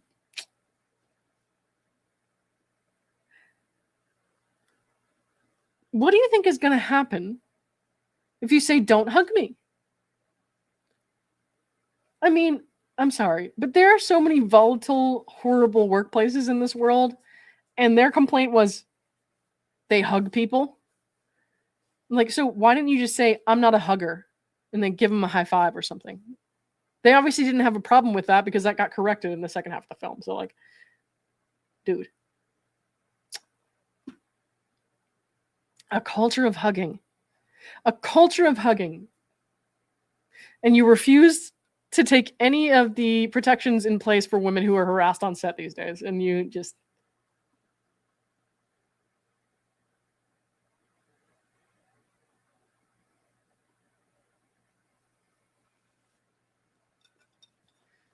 A moment of silence for people who have actually suffered in this world, because what the fuck is wrong with these people? My God. All you have to do is say one time, I'm not a hugger. It's not going to happen again. So, and if it does, then you can sue for hundreds of millions of dollars, I guess. But that's not what happened. So, all right. I think she was being truthful. That's not why I said I thought it was odd. Okay, did you ever hear from anyone on the set of It Ends With Us that hugging, daily hugging, was making them uncomfortable? He says, there was a point in time that I heard that from Angie Giannetti and Alex Sachs. Do you recall then when that was? It was early on in production, maybe first week or two. I have a feeling you know the date better than me, so yes. And what did you do when Miss Sachs and Miss Giannetti told you that certain people felt uncomfortable with the hugging on the set of It Ends With Us? He says, I stopped hugging. Gosh, imagine that. Did you perform an investigation? He says, because people didn't want there to be as much hugging? The lawyer says, that's my question. So the lawyer's asking him, did you perform an investigation because people didn't want to be hugged? Even though hugging is one of the items that appears in your sexual harassment policy. So we've seen the clips of them hugging both men and women on set. And the thing is, the hugging that's outlined in the sexual harassment policy, I'm pretty sure is like, oh my God, I love you. You know what I mean? Oh my God, you look so good. You know what I mean? Like creepy hugging, where you're like grabbing ass and stuff. Not like the pat on the back hugging that they were doing to the crew members. The male crew members too, by the way. That's just an expression. Like some people are expressive with like hugs and shit like that. Some people don't like that, and that's fine. You just got to communicate. If you can't communicate, that's a you problem. Okay. All right. Justin says, I was unaware of any official complaint of the hugging. Quite the opposite. Okay. Let's see. Gottlieb is saying, an official complaint does not need to be filed in order for something to violate the Wayfair sexual harassment policy. Okay, but I mean, it kind of makes sense that if somebody didn't complain about something, that there wasn't a violation, especially if they're saying, "Oh, I mentioned it to somebody and it stopped." There's a reason for that, right? There's a reason we warn people, because we're all different. We all like different things. Sometimes we get it wrong when we're communicating with each other, or we read people wrong. And there's a reason you're supposed to communicate with each other so that somebody can say, "I don't like that," and you can stop it. There's a reason you don't get punished for that right away. And that's something that should always be taken into account, is how somebody responds when you communicate your feelings. If you're like, "I don't want to be hugged," and they don't hug you again, that's not something they should ever be sued for. That's ridiculous. All right. Like, when you really look at stuff like this and the way that Blake Lively's trying to frame it and the way her lawyers are framing this, it's like, you can't be human with other people. Otherwise, you might be liable for hundreds of millions of dollars to somebody who's already fucking rich. Like, it's ridiculous. All right. Skip that. Okay. So this is apparently a reference to Alex Sachs saying, "Do you remember when I called Andy Davis a few weeks in and was like, 'Andy, he's inviting the department heads to go to Russian baths with him'?" Okay. So this is a text she obviously sent to someone else, but I'm not sure who it was to. Do you see that? Yes. Who is Andy Davis? I believe Andy Davis is the head of production at Sony Studios. Okay. And then they skip ahead again. And it says, "Russell said when he rapped, he felt like he left a cult.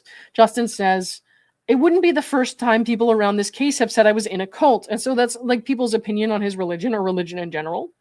And people are entitled to those opinions. However, you can't punish them using our country's court system, because we have freedom of religion in this country. And there are religious cults out there, but not all religion is, a cult. I have friends who are of all kinds of religions. I don't care if you're Jewish, you're Muslim, you're Christian, whatever. I don't care. That doesn't really necessarily tell me too much, other than you're a religious person. It doesn't say anything about your character to me. It doesn't say anything about who you are, because there are people out there who are very religious that I know who are, in my opinion, pretty terrible people. And there are people who are very religious who are some of the best people I've ever met. I feel bad for them that their, kind of faith is being put under a microscope here, because it really has nothing to do with anything. But it's something that they can attack. So that's what's happening, in my opinion. So I don't give a shit what your religion is. I don't think that makes you part of a cult. I think if you're a part of a cult, you're a part of a cult. You know what I mean? So I don't really give a shit about that. All right. So they're talking about the first meeting they had, and she hadn't yet agreed to play Lily, but he decided, he was going to, play Ryle. Let's see. Before I asked if you were a producer, you said, "No, you're executive producer." I didn't know there was a difference between a producer and an executive producer until recently, but apparently it's a pretty big difference. So, in the first meeting, along with other topics, you and Miss Lively discussed your families. Okay, yes. At the time, Miss Lively was pregnant. Right. And Miss Lively was pregnant with a boy. Yes. And the two of you discussed certain things about Miss Lively's baby. He says, "Unborn baby, yes. Among other things, you discussed whether Miss Lively's baby would be circumcised." Right. So Blake Lively, as we know, initiated this conversation, as we've seen in documents recently. And Blake Lively discussed with Justin, brought up the discussion of whether or not her baby boy, her first baby boy, would be circumcised. In the context of that conversation, did you at any point share with Miss Lively whether you were circumcised? Did Miss Lively ask if you were circumcised? He says directly, "No." Who was present at the moment when you relayed to Miss Lively that you were circumcised? There were people going all around. Mr. Reynolds was in and out of the conversation. She had, I think, 2 nannies. I felt like there was a housekeeper there. Her assistant was walking around. I think she had 2 assistants there. Her and I were sitting on the couch, but there were people all around. Have you ever told any other work colleague at any point in time about your genitalia? Jesus. He says, "I don't talk about my genitalia, so no." So circumcision, as we know, is a religious and or medical procedure. It's not a pornography thing. Like, it's not like talking about being circumcised. I'm not really thinking about it too much, because that sounds painful to me, but to each their own. I understand other people have reasons for liking or disliking that practice. None of them are sexual. So acting like he's describing the shape and size of his penis when he says, "Oh, I was like he was circumcised or whatever." His parents had him circumcised. When they're talking about the pros and cons of circumcision for a baby boy, trying to sexualize that, in my opinion, is pretty fucking creepy. But yeah, it also has nothing to do with her lawsuit. She was not an employee at the time. They were at her house with her husband, her nannies, her housekeeper, people. Her family was around. They could have easily asked him to leave and not taken the job. Yet she did. Why? Because that's a common conversation for adult parents to have. She didn't feel bothered by it, and she's only bringing it up now because she's going to lose this lawsuit. That's how I feel about it. So, she was not an employee. He did not sit there and describe his genitalia in like some sort of descriptive fashion and be like, well, my penis is better because my parents uncapped it. You know what I mean? Like, what the fuck? That's not what happened. He's not like, my penis can do more things in our sex scenes together on the film because my parents had my lollipop unwrapped. Like, that's not what happened. I'm so sick of hearing about this. Like, the thing is, that's a private conversation between parents who know each other in her home, where she was obviously comfortable, obviously didn't have a problem with it, and she proceeded to take a job with him after that. I don't want to hear any more about the circumcision conversation. Jesus fucking Christ, lady. So crazy. All right. Anyways, yeah. Prior to Miss Lively accepting the role of Lily Bloom, she received a copy of the script. I think they might skip. Yeah, they skipped ahead here. So interesting that they skipped that, but okay. Would adding a sex scene not in the book be considered gratuitous? Justin says no, because none of the scenes that were in the movie as they currently exist were ever in the book the way that they are. And we know that Sony asked for more graphic sex scenes. So they're talking about the scene that happened in the penthouse suite where it's the wedding night for Ryle and Lily, which if you watch the movie, you know what that is. If you didn't, you don't.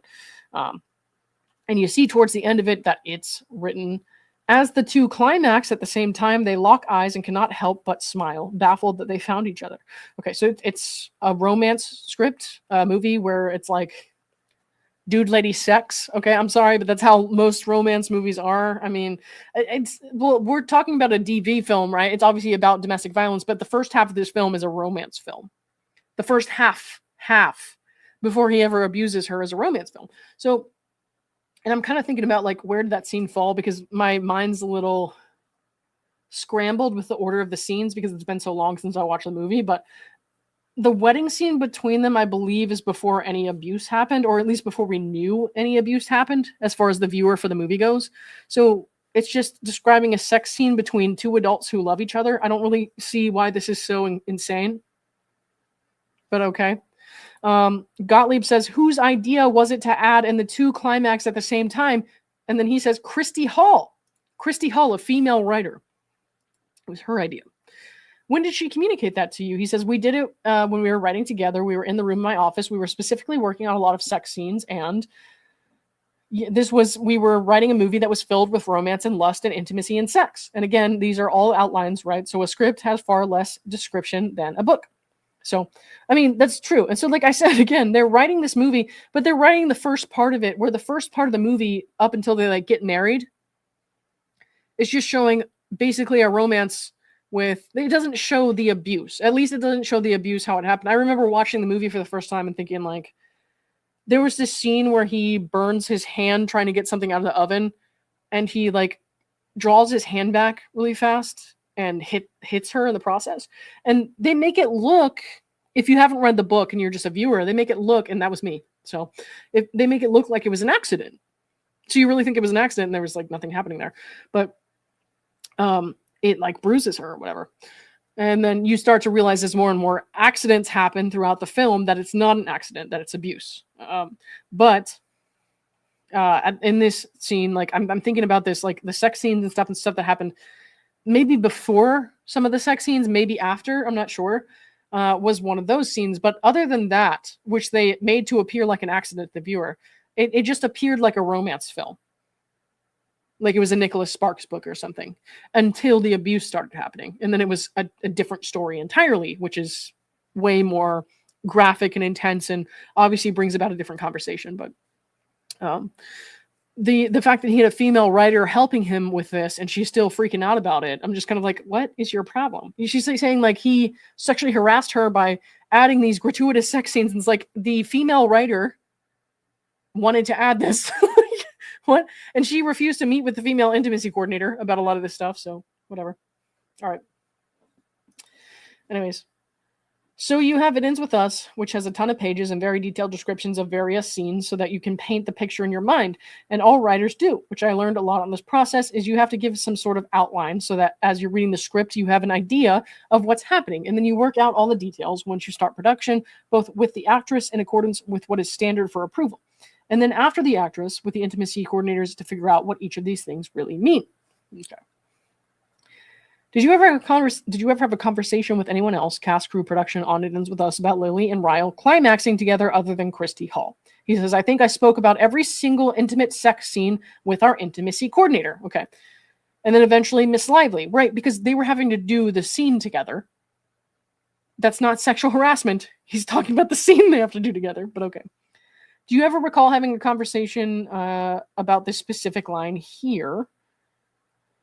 And then we don't know what the line is. He says, I don't recall it being about this specific line. Do you have any recollection of having a conversation with Miss Lively about the scene in which you discussed you and your wife? Okay. Justin says, I remember a conversation not discussing a scene where I brought up my wife. Yes. And like, this is one of the things that Miss Lively brought up in her 17-point list and her lawsuit, which is like, no talking about your personal sex life, right? And then we come to find out that it was actually not like that at all. And this is what we're talking about. Gottlieb says, what did you bring up? Justin says, the day before I had a meeting with the intimacy coordinator to go over ideas for all of those scenes, I wrote down a bunch of notes from that meeting. The following day, I had a meeting set with Miss Lively to specifically talk about the sex scenes because they have to talk about that before they do it. They're co-stars. They're going to do a sex scene together. You have to talk about that. You have to be an adult. That was the actual point of the meeting. In that meeting, I read through and walked through the notes that I had discussed with the intimacy coordinator because remember, Blake didn't want to meet with the intimacy coordinator. Okay. One of them was an idea that had come up where Ryle and Lily were making love. Lily had climaxed or had an orgasm, to speak frankly here, and Ryle did not. And the idea, as the intimacy coordinator and I were talking about things that women have not seen on camera yet, things that would be unique, that would be attractive to the female gaze, which was the purpose of the meeting, the idea was that Ryle would then stop and say, just watching you was enough, or I'm good, or something like that. Now,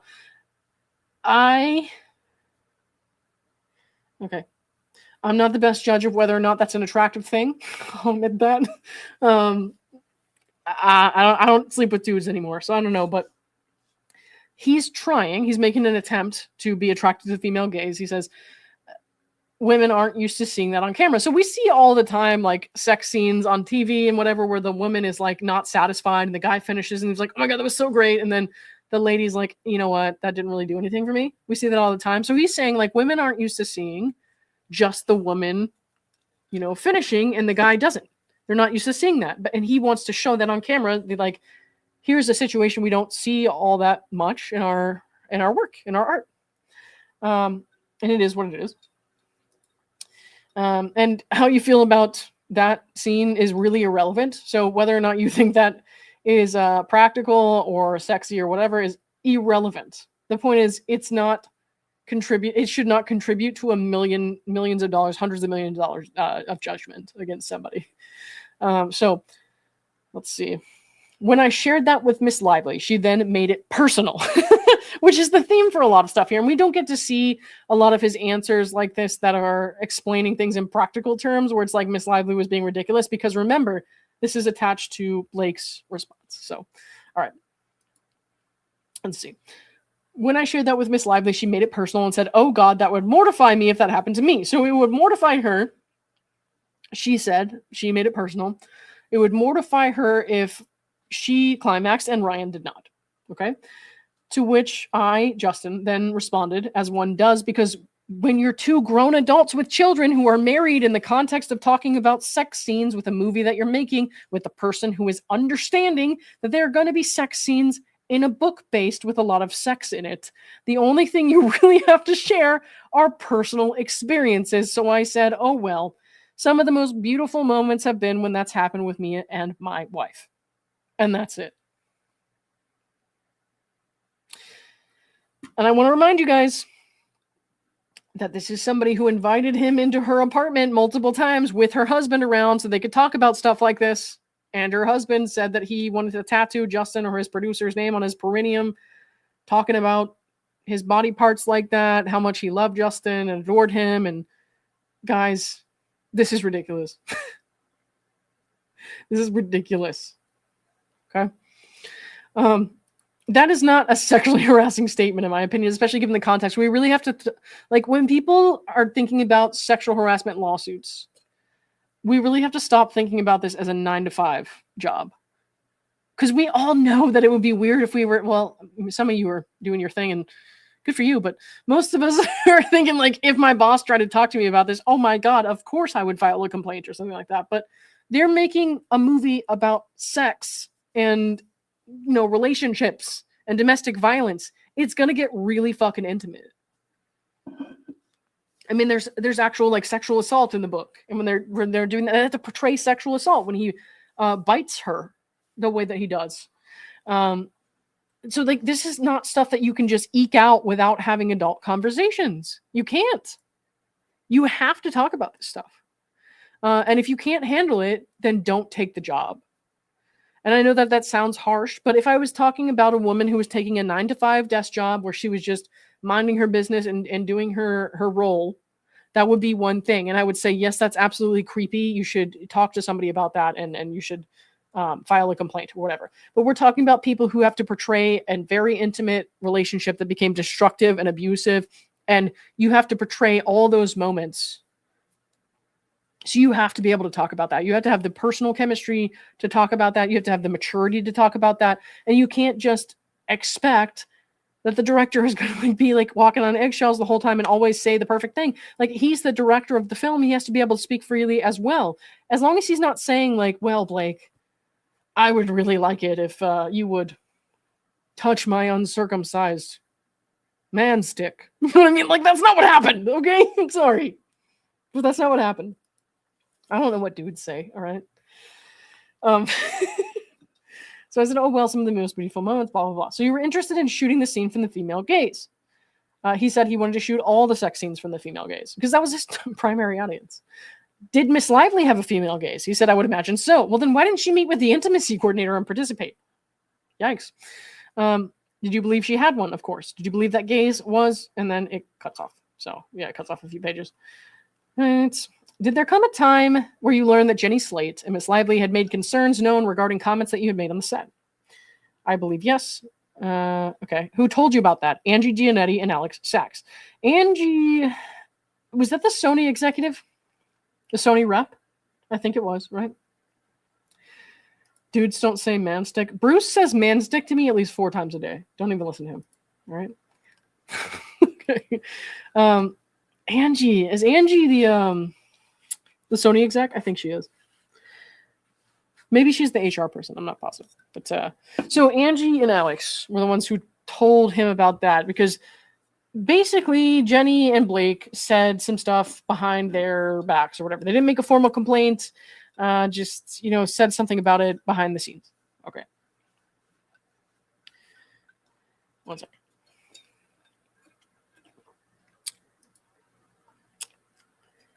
You're taking your time and your comments are unsightly. Well, you know what? Your mom is unsightly and I don't really care. So goodbye. All right. With Miss Giannetti, was that a conversation in person? No, on the phone. Okay. So Miss Sachs was also on the phone. Okay. What do you recall Miss Sachs telling you about Miss Slate's concern? I recall her having lunch with Miss Slate and saying that Miss Slate, she listed a few things. She said Miss Slate had not appreciated the recording that I had made during pre-production with her and Miss Lively.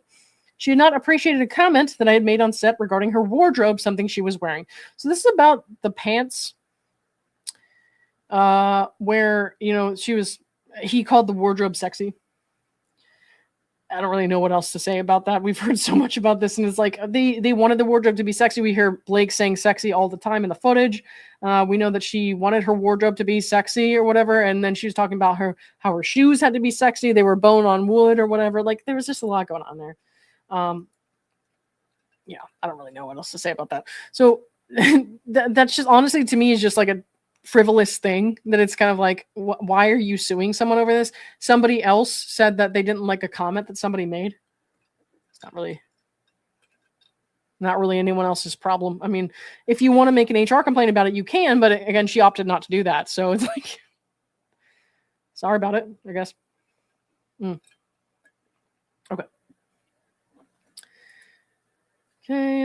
And then she's talking about, he's talking about how she said she didn't like that there were fans outside when they were shooting and that Justin interacted with him, which, fans are going to be doing stuff like that. We see it all the time, especially with social media these days. On certain breaks, Justin, would go and just say hi to them because they were out there all day. Okay. If I recall correctly, Jenny was saying to Miss Sachs that she didn't want to be asked to go out and do that as well because she was a private person. So she was asking to be asked to interact with the fans. I don't know if it was Alex or Angie who told me that she felt the set was too huggy or comfortable or whatever. I know huggy was a word that was used because I remember the word. That's the best of my recollection at that moment. So she was mad because Justin was out there being nice to fans. So don't really know what else to say about that. I mean, don't do it. You know what I mean? Like, just don't do it. Nobody is like requiring Jenny Slate to go out there and interact with the fans. Yeah. And that's just bizarre. Give me 1 second.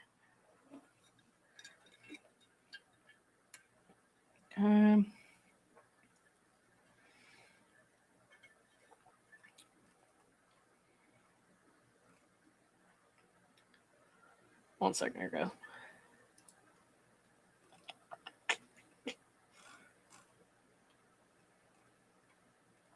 Just fixing something real quick.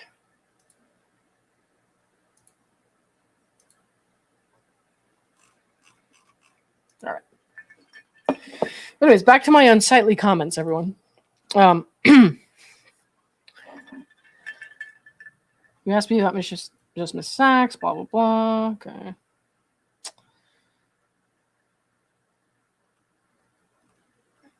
Sorry, some of this I marked up, like, don't ignore my highlights and shit because I just marked it up in a way that I would understand it. But, yeah. Okay. Talking about Miss Janetti. Miss Janetti told me she had asked Miss Slate if she wanted to file a report.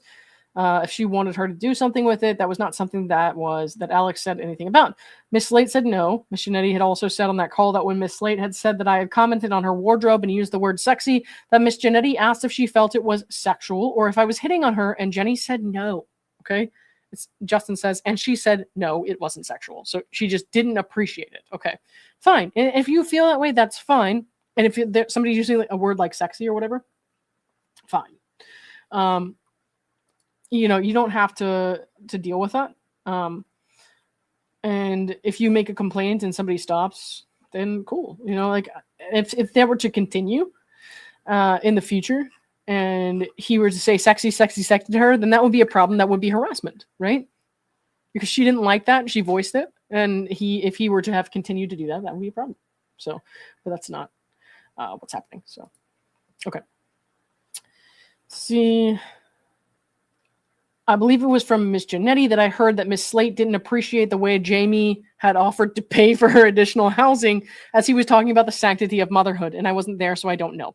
So we know about that. Like Jenny Slate complained that Jamie Heath gave her extra money for new housing because she said that she, as a new mother or a relatively, recent mother of a young child, didn't feel safe in the current housing situation she had. And she had a child. Hey, Cassidy, what's up? And she had a child. And, she said that, presented that in her pitch asking for more money for new housing.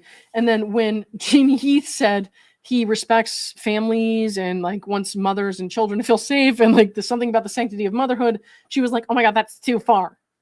So she brought up motherhood and her new child saying, I feel unsafe in my current situation. Please help me. And then when they said, okay, we will help you. We value families and the sanctity of motherhood. She was like, oh my God, you guys are gross. You know what I mean? Like, oh my God, you guys are so gross. Like, I'm sorry, but like, that's the most bizarre thing one of the most bizarre things I've heard in this entire lawsuit. And there's a lot of bizarre things that I've heard. You guys know that. Like, what the fuck? Bruce says, be good in chat or mods will initiate a culture of hugging. Do it. Do it. All complaints should go to me. I will ignore them. I'm sorry. Okay. Right. So before, when you were testifying about what Miss Sachs told you, you had mentioned a comment about a wardrobe. That comment about a wardrobe included the use of the word sexy. Okay. And your testimony is that the comment was about the wardrobe choice. Justin says, I don't think that's what I said. Okay. Am I correct in response to receiving this information from Miss Sachs and Janetti? You sent a message to Miss Slate. Justin says, well, this was the first I had heard about it. Miss Slate had not come to me directly, and I felt terrible, and I wanted to apologize. And this is one of those things I was telling you guys about earlier. Like, you know, when you're not totally on the same wavelength as other people, you're neurodivergent, you're a little different, people have to be explicit with you. Especially if you ask and they say no. Like if you ask like, oh, I'm so sorry, did that bother you? And they say no, you're supposed to take them at their word, right? But like if that happened, she didn't say anything about it. This is that probably was really hard for him to hear and surprising for him to hear, because he was like, I thought we had a good relationship. I thought everything was fine. And now all of a sudden I'm hearing this and I have to question everything. It all of a sudden it makes you question your reality and your relationships and like everything that you know about how you communicate with this person, because you thought you had like an understanding with them, and then all of a sudden you have this like weird bizarre feeling of like, oh my god, all of a sudden everything that I knew about my relationship with this person is wrong. Like, and even if it's like a situation where like, yes, a person can feel uncomfortable and feel like they don't know how to communicate that to somebody who is like a neurodivergent person who is also working with them. I'm not saying that that's not a thing. But uncomfortable isn't illegal. It's not a civil offense, making someone feel uncomfortable, because anybody can be uncomfortable for any reason. I'm uncomfortable when our morning Zoom meetings go past 9:45. Like I'm like, oh my god, it's been 30 minutes. I need to get to work. I'm uncomfortable, right? Like I'm uncomfortable with this. I don't like it. But it's not harassment. I'm not going to sue the company, right? That's stupid. Like you can feel uncomfortable with anything. I feel uncomfortable when I see like mega extended family members that I haven't seen in 20 years. I would feel uncomfortable with that. I feel uncomfortable with just about anything because I'm so odd, as a matter of fact. But that doesn't mean that anyone's harassing me, you know? And it's my responsibility to communicate something. If I'm like, hey, super great Uncle Jerry, I don't have one of those, by the way, I'm just making this up. Super great Uncle Jerry at the family reunion, I don't like it when you spank my butt cheeks, okay? That might be an extreme example. I will have to find a super great Uncle Jerry to tell him not to do that, but super great Uncle Jerry, I don't like it when you hug me because I don't know you. I don't know you that well. I would prefer it if we didn't hug. And then he tried to give me a high five or something, and then I would have to say, I just don't really want to touch. I'm not comfortable with touching, because the thing is, as an adult, you have to communicate these things to other people. You have to do that. You have to speak up for yourself and how you feel. Other people cannot be expected to know these things. And if somebody communicates that to you and then you continue to ignore it on purpose, then you are the problem. But if somebody says something like, I want money, please give it to me so I can help my child, and they're like, yes, I value the sanctity of motherhood, here's some money so you can get a better apartment. You can't then like, later not say anything then, and then later be like, well, yeah, I took the money, but I didn't like what he said about the sanctity of motherhood. Let me sue him. You know, like that's not a thing. She should have spoken up and been like, well, I don't want to take this money. We're talking about Jenny because I saw them in the comments. I don't want to take this money because I'm uncomfortable with why you're giving it to me. Is that what happened?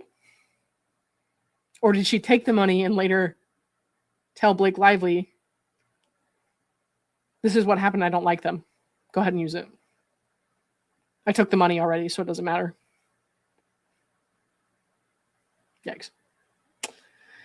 I guess what I'm trying to say is people feel very entitled these days, I think. And that's just my opinion, to entitled to like blast everybody and punish everybody for having different opinions or different ways of going about things. And I'm like, that's not how it works in an employment environment. You have to communicate things like a grown-up. You can't just punish people with our federal court system that is meant to protect people from like actual victims of crimes and shit like that. Like you can't just clog up our federal court system and be like, give me millions of dollars because this one lady said that some guy gave her money for a new apartment because he valued the sanctity of motherhood, like, and that made her uncomfortable. Okay. Well, the judge ruling against somebody might make them uncomfortable. That doesn't mean the judge is harassing them, does it? Like, there's a lot of things that can make anyone feel uncomfortable. The color fucking purple might make you feel uncomfortable. It doesn't matter. Like this purple line on the side of my page right here. If you're like, I had a traumatic experience with the color purple. I don't give a fuck. I'm sorry, but you didn't bring it up to me before I did this, right? You didn't say, Lauren, you're my boss. And the color purple makes me think of unspeakable acts. Please don't use the color purple when you're speaking to me directly. And then I did it anyways. That's not what happened. Good Lord. All right, anyways. Remember when I said we weren't going to go that long tonight? All right, we're going to kind of run through the rest of this. But anyways, I didn't want to burden with that or make her uncomfortable. And so I thought it would be best, based on the power dynamic and awkwardness, to send it to Alex so I didn't have to like force her. So he's saying he had a message, but he tried to send it to Alex to send to her rather than speak to her directly because he didn't know if she wanted to speak with him directly. So she's just trying to respect her feelings. Okay. That's honestly, in my opinion, not a problem. Especially if Jenny is communicating her feelings to him through Alex Sachs. And she's like, I don't know if Jenny is comfortable getting a message from me, so I guess I will also just send the message back through Alex.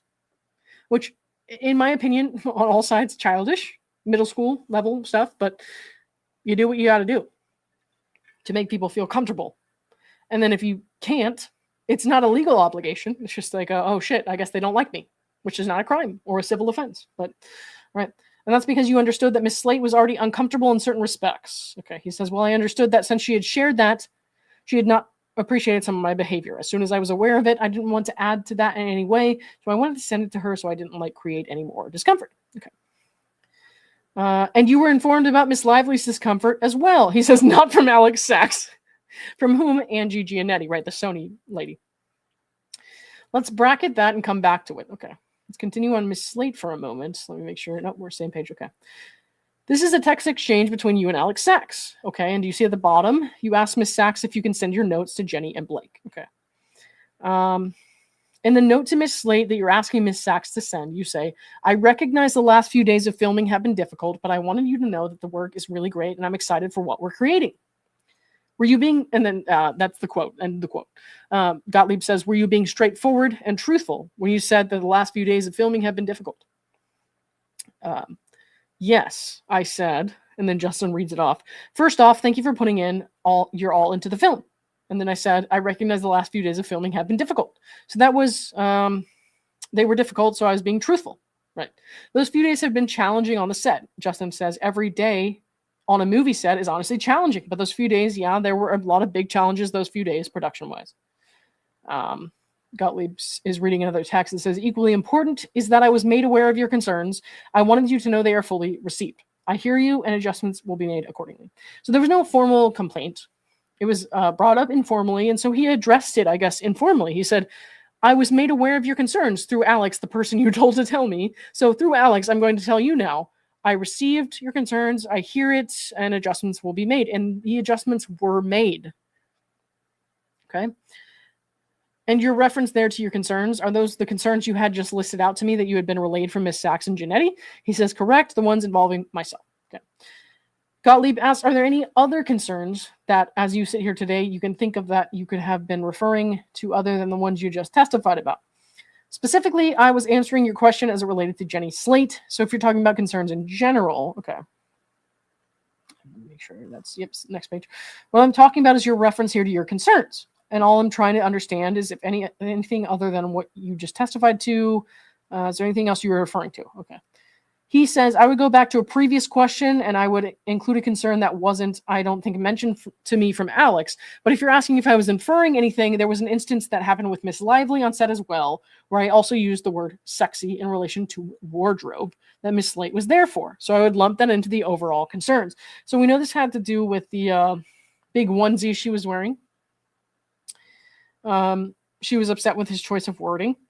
So, Justin says, I believe she, I don't have the exact words, but it had to do with, in general, it's like we are the collective. We are staying away from using those words to describe, women's bodies. It was like in kind of like Miss Slate is a very funny woman, kind of disarming, joking kind of way, but it wasn't your words. So and then Gottlieb asked, do you think that was Miss Slate's female gaze? Oh, God. Has Gottlieb ever seen a woman?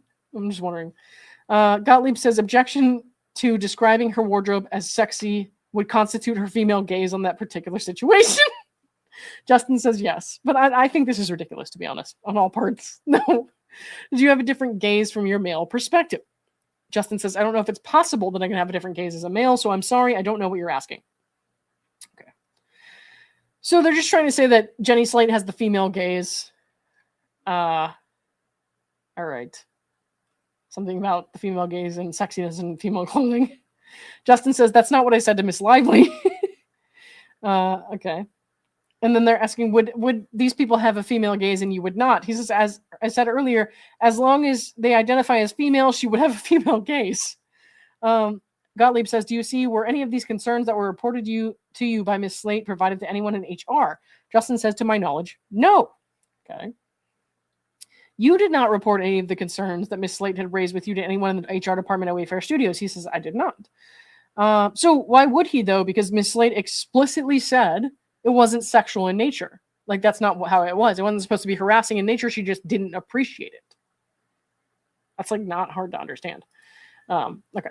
Do you see that you've also written a note to Miss Lively here? I have. Are you essentially using similar language here with respect to Miss Lively's concerns?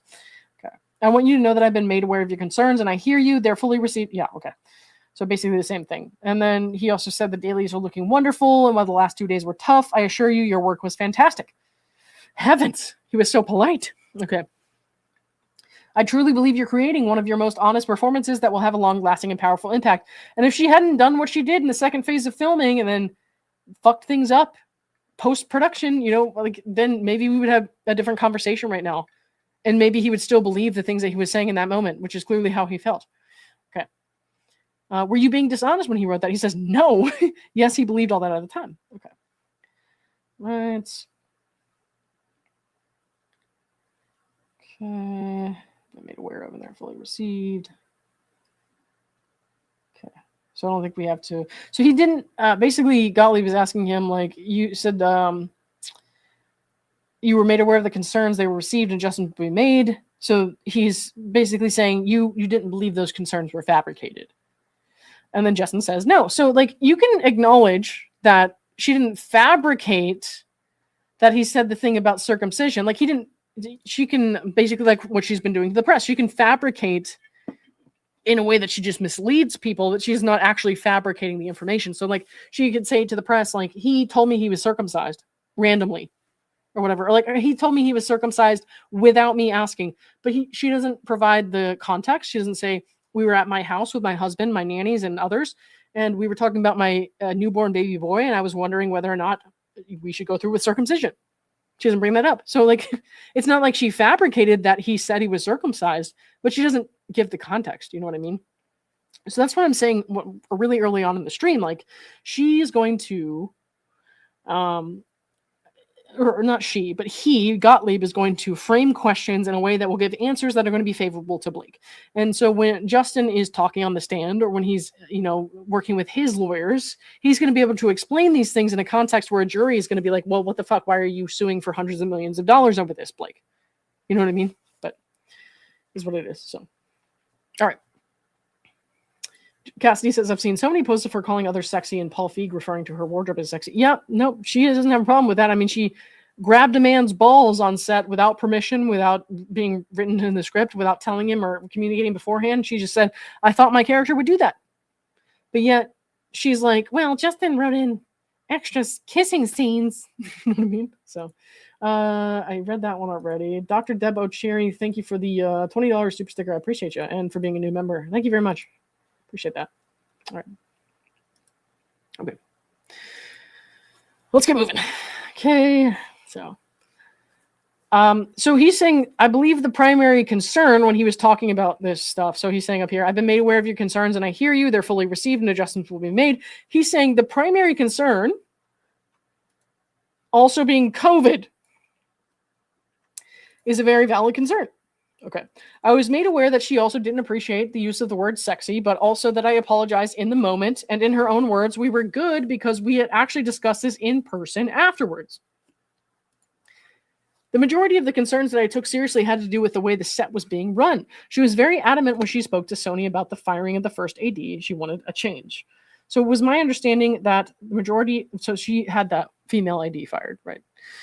So it was my understanding that the majority of the phone call with Ms. Giannetti had to do with COVID and the firing of the first AD.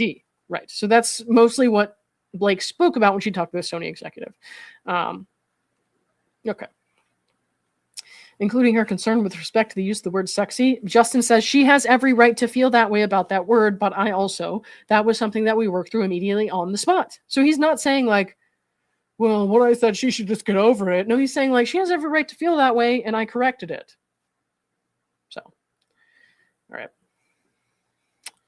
Let's keep going. Okay. Texas, Josh Pearl. Okay. Who's Josh Pearl, guys? I don't know who Josh Pearl is. And Mr. Baldoni, I appreciate that looking at some of this may be difficult. Who is Josh Pearl, first of all? He says, I don't know. Of course they skipped shit. Because I would love to know who that is, but okay.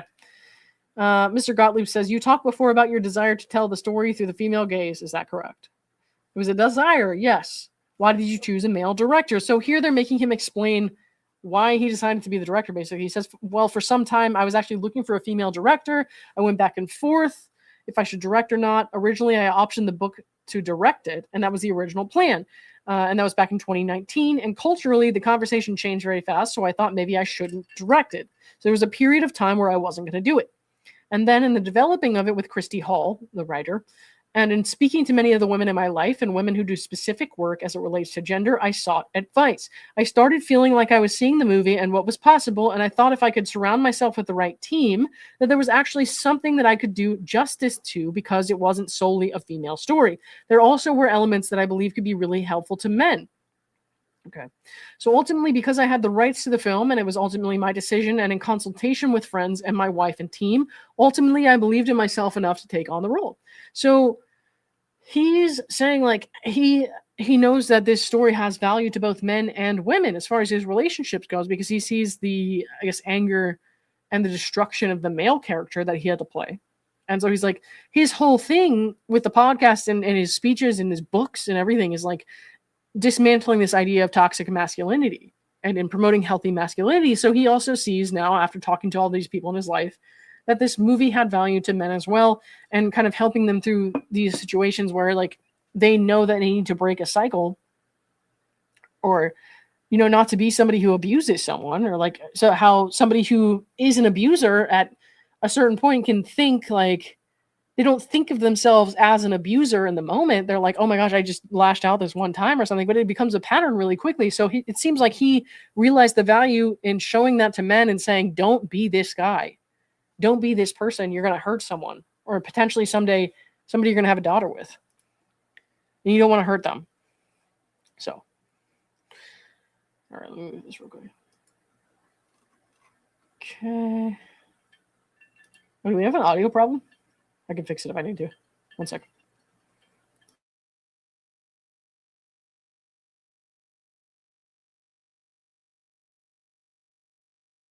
Okay.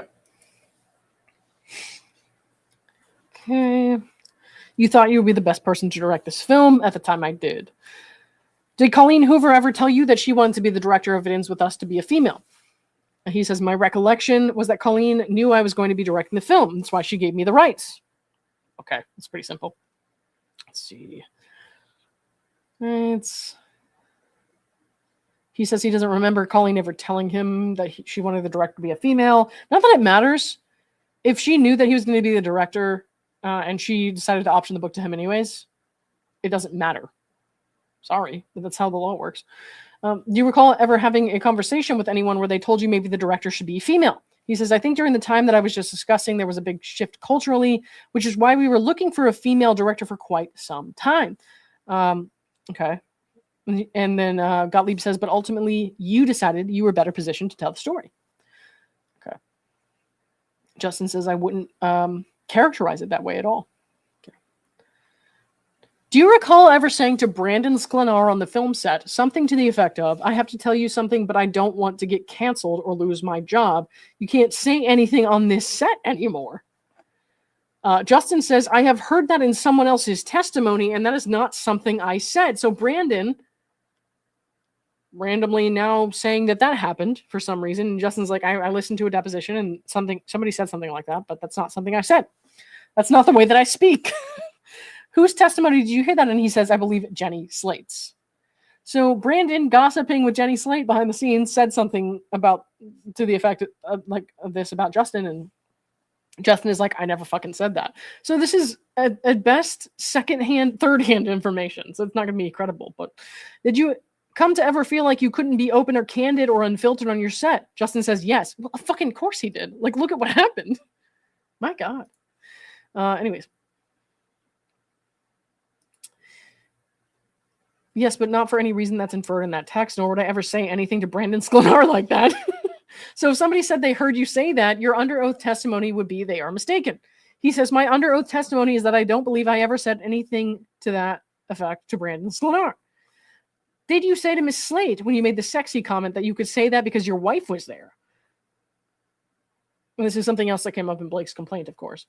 And that's another thing that's like clearly an offhanded joke, right? But Justin says, my recollection of the sexy comment was that it was all kind of said in one sentence. Miss Slate walked in. As a director, I was doing whatever I was doing, getting the set ready. I looked over to her. She was wearing a black leather pants, which were designed to, I'm sure, look sexy. And without thinking, I said something to the effect of, oh, wow, those pants look sexy on you.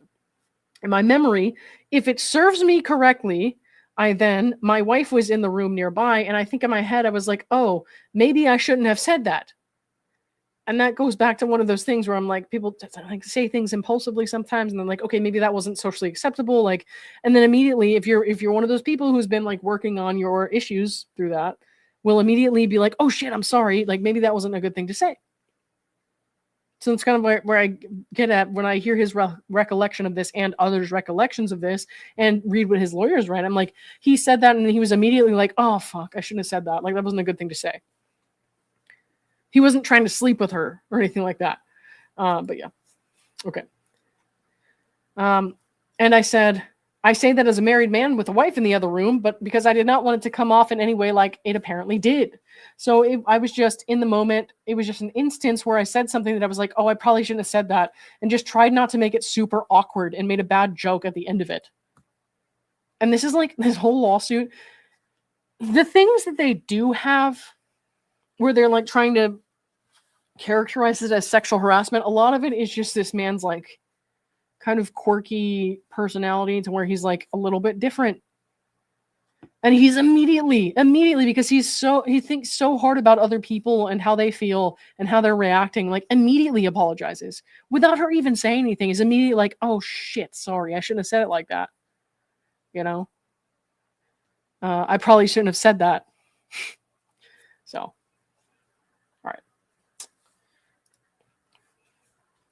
What you just described to me, I probably shouldn't have said that. My wife's in the other room. Is that something you said out loud, or is that in your head, what you were thinking? He says, well, it was like an internal dialogue. Okay. Justin says, it just came out. Yep, I hear that. I do that all the time. It was an instance where I said something without thinking. Okay. Have you ever discussed, in the context of the events of this film and what happened on the set, have you ever discussed trying to describe them as a component of neurodivergence? And then what do you know? They skipped the response to that. Have you ever discussed, in the context of the events of this film and what happened on set, have you ever discussed trying to describe them as a component of neurodivergence? And that's why I keep harping on this tonight. Because so much of what I'm hearing in his deposition is like, this is the thought process of a neurodivergent person. This is the thought process of someone who is like, deeply cares about how other people feel, but like is trying so hard to relax. And then sometimes he makes a mistake and he immediately beats himself up about it. Is like, oh my God, what have I done? have you ever discussed trying to describe them as a component of neurodivergence? And then they cut off his response. They skip ahead 11 pages. That's not an accident. You know what I mean? So, all right. Okay, so anyways, we're skipping ahead. Anyone you thought sexual harassment was being insinuated or suggested about you or your conduct? He says, I'm not sure, but I know that I certainly didn't agree with or the insinuations. If you thought that sexual harassment was being insinuated, would you have wanted some kind of an investigation? He says, I'm not sure, which is reasonable. If you don't know the context, how would you know? Okay. Skips ahead again. How would you characterize your comment using the word sexy? Okay, I know I know that what this question is asking, but at the same time, it's like without because I know they skip ahead in the transcript, so without the context, it's kind of like he could be asking, like, tell me how your comment was sexy. You know what I mean? In a conversation where I was speaking to Miss Lively about her wardrobe as the director, I wanted to see the onesie in the bar scene because all the characters were wearing onesies. She had a large jacket on, and we were having a bit of a negotiation as I was trying to gently ask her to remove it. So Diva, hard to work with, he's like gently trying to talk to her without offending her, which is apparently a pretty hard thing to do. And like many conversations with Miss Lively, there's a back and forth that can go on for quite some time. And it got to the point where I believe I said to her that it looked hot, to which she replied earlier she had said she thought it was cute. Okay. And that's why she wanted to wear it. And then I had said it down the line. I had said it looked hot. And she said, that's not what I was going for. And then I made a joke. I said, sexy. She goes, not that either. And then immediately I paused and I said, I'm sorry. Did I just cross a line? So it happened again. He's like, oh shit, did I just cross a line? With somebody like, so like he's used to this woman saying like all kinds of intimate things, her and her husband saying all kinds of intimate things to him about their body parts, like connected to their genitals and shit like that. And then he says the word sexy and he's like, she reacts in a way that he's not used to. And he's like, oh fuck, did I cross a line? Because you have that instant reaction to people's kind of demeanor and mannerisms and stuff.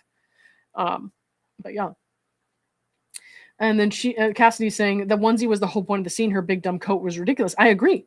So the coat, it wouldn't have worked in the scene. So they were in a bar, and the whole storyline, if you watch the movie or read the book or whatever, I don't know. I didn't read the book, so I only know the movie. But the movie was like, this bar gives free beer if you wear a onesie. So they were all wearing onesies. And so her having a big jacket on when they're only filming to the point where she would have like the waist up, so you can't even see her onesie, doesn't really make sense because the whole point of that group of characters having an outing was to wear onesies and get free drinks. So it's pretty simple to understand, you know, why he wanted to take the coat off. And of course, he was awkward about it, and that's not a crime. So I said, I'm sorry, did I just cross a boundary? And Miss Slate shared what we talked about earlier, to which case I thanked them both. So they both said, you know, this thing happened. We didn't like it.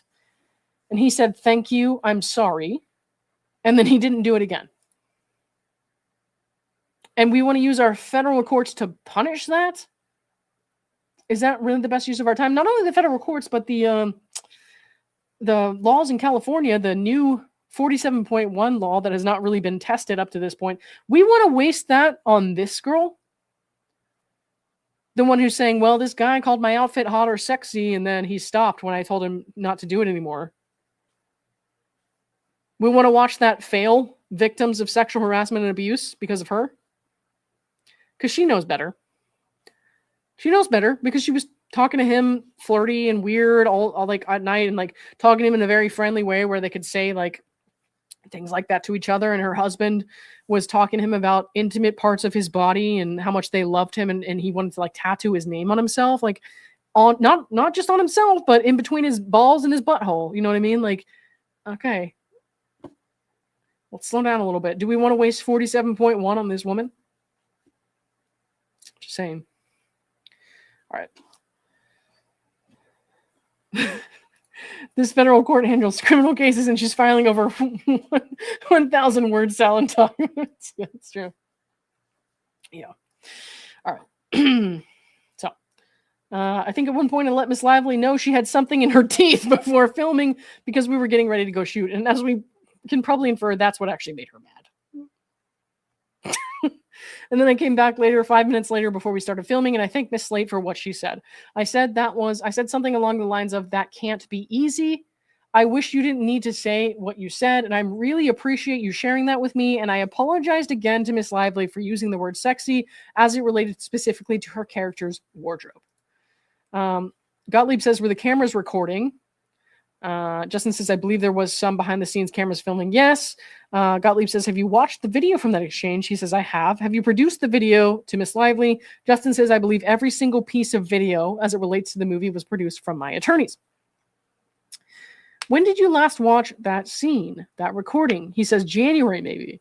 Gottlieb says, you didn't mention anything about missing the HR meeting. Did you say anything about missing the HR meeting, which is another headline we saw, right? He says, yes, I did. In response to Jenny Slate's kind of, as I mentioned, joke, as she was saying, we don't say that anymore.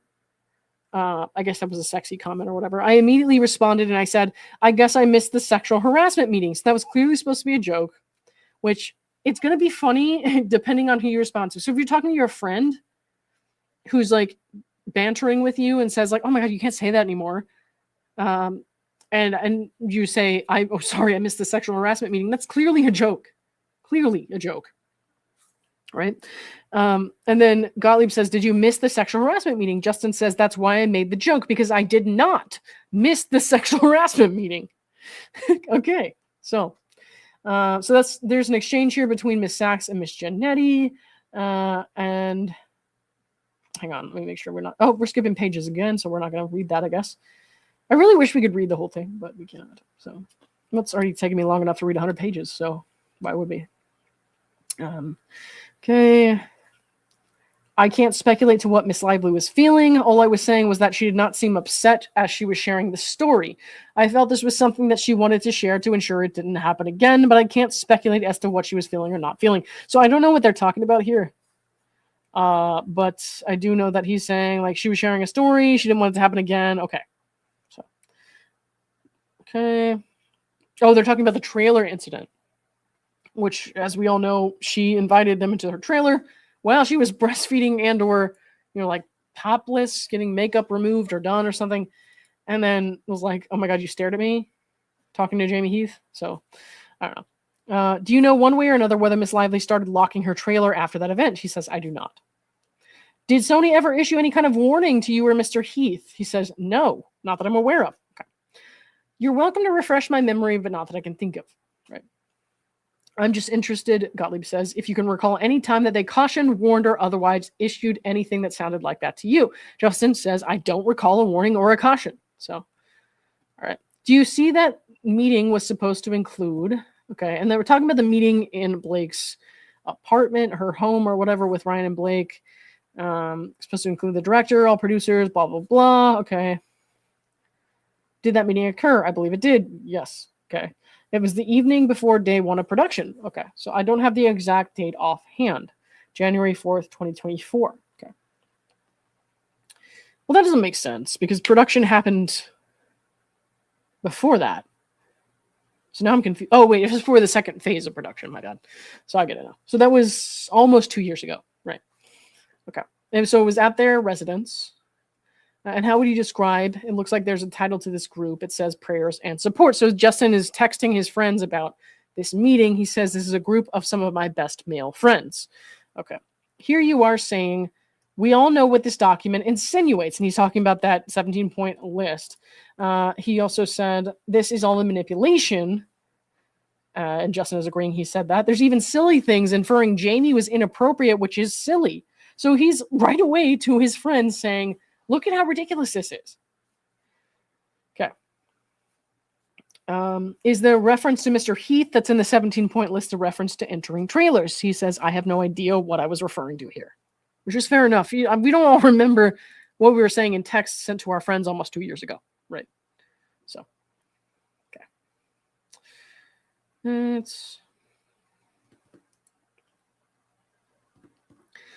But what you knew was your thought that there was something inferring that Mr. Heath had been inappropriate, which you thought was silly.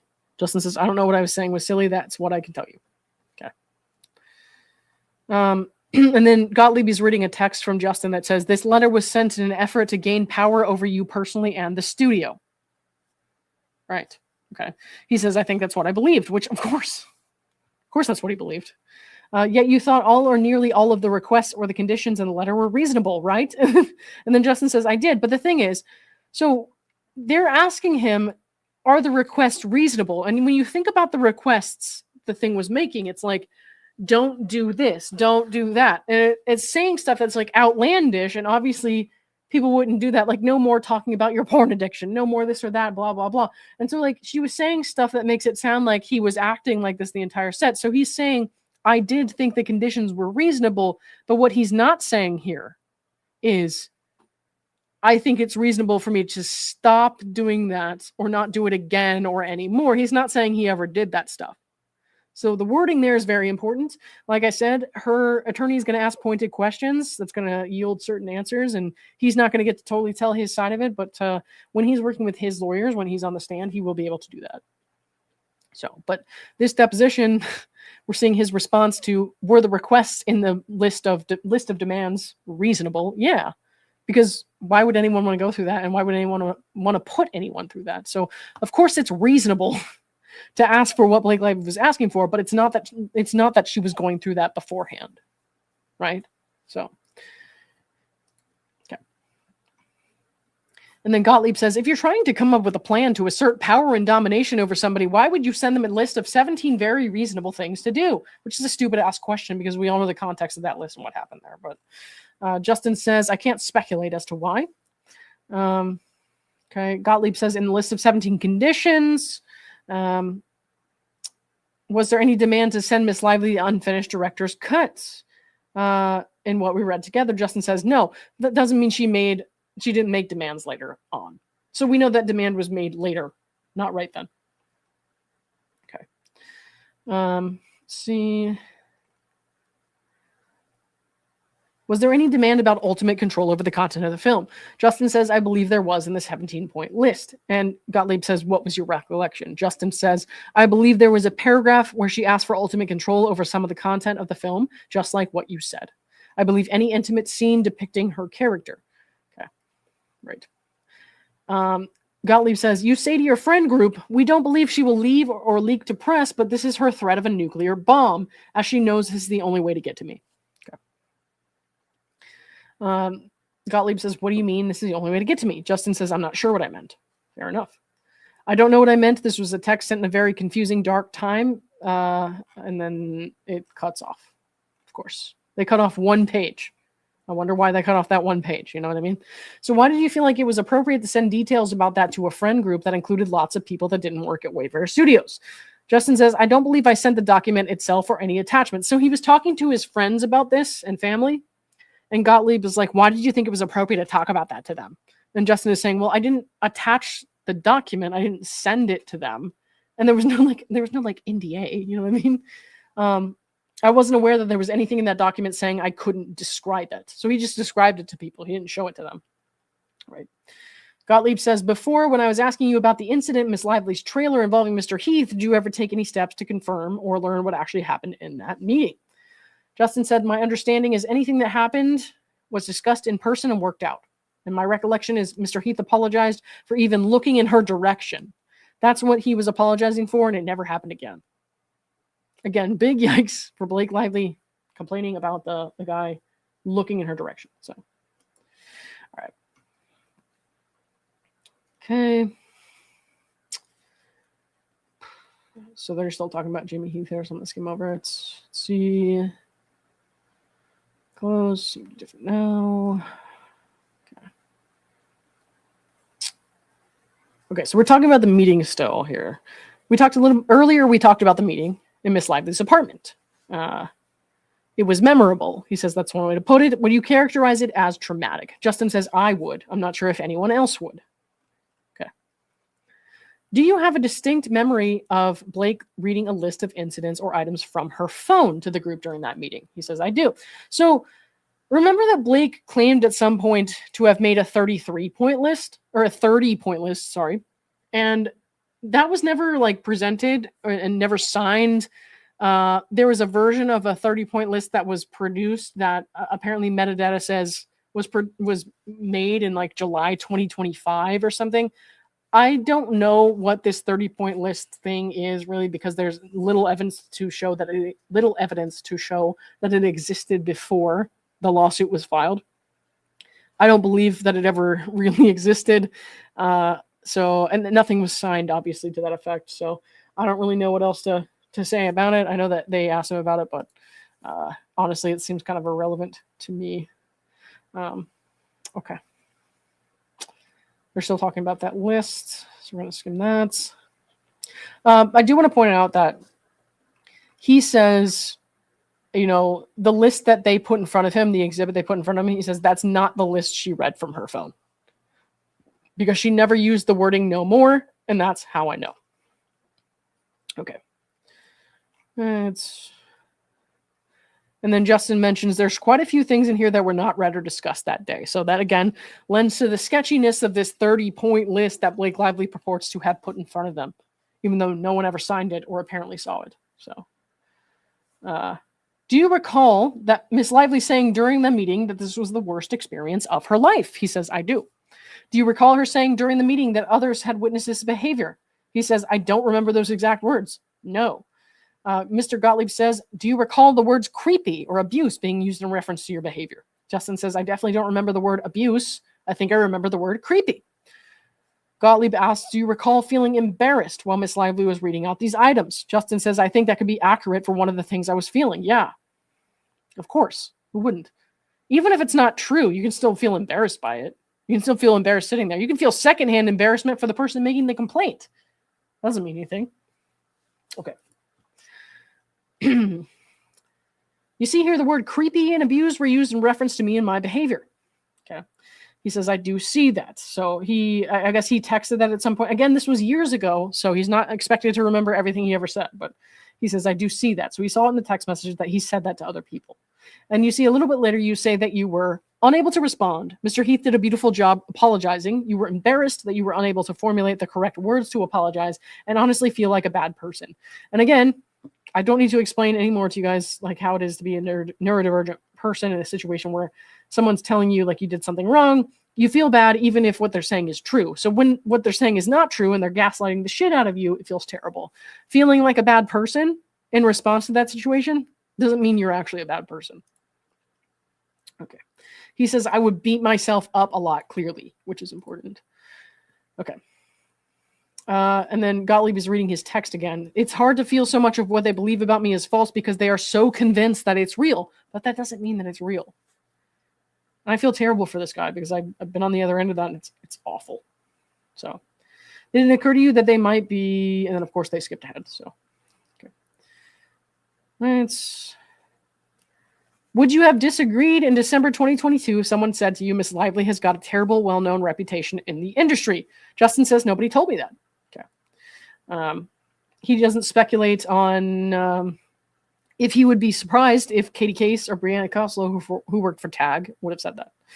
All right. And here's the text that we read earlier. It says, on the previous page, you say of Miss Lively, she had the nuclear bomb. If she doesn't promote the movie, she can leak that I'm a bad person or that she felt unsafe with me and all the stuff she has on me. Then she's the victim. It's the Taylor Swift playbook. So she can ask for whatever she wants because she knows I know. So if you want to hear more about this Taylor Swift playbook text in context, go to the very beginning of the stream because I thought that's what a lot of people were going to be here for. So I talked about that first. But so I won't get into too much of the Taylor Swift of it all. But as far as the beginning of this text, she can leak that I'm a bad person or that she felt unsafe with me. Lots of people have been running with this on Twitter or whatever, saying like, obviously you wouldn't say that if you didn't, like, you weren't a terrible person or you didn't do what. No, that's bullshit. Okay. If you've ever dealt with somebody who gaslights the shit out of you, who has a lot of power over you, who can control your actions or take whatever they want from you because their word has a lot of influence because they have money and status, or even if they just like, if you know that they can muddy your reputation and you didn't do what they're going to accuse you of. Okay.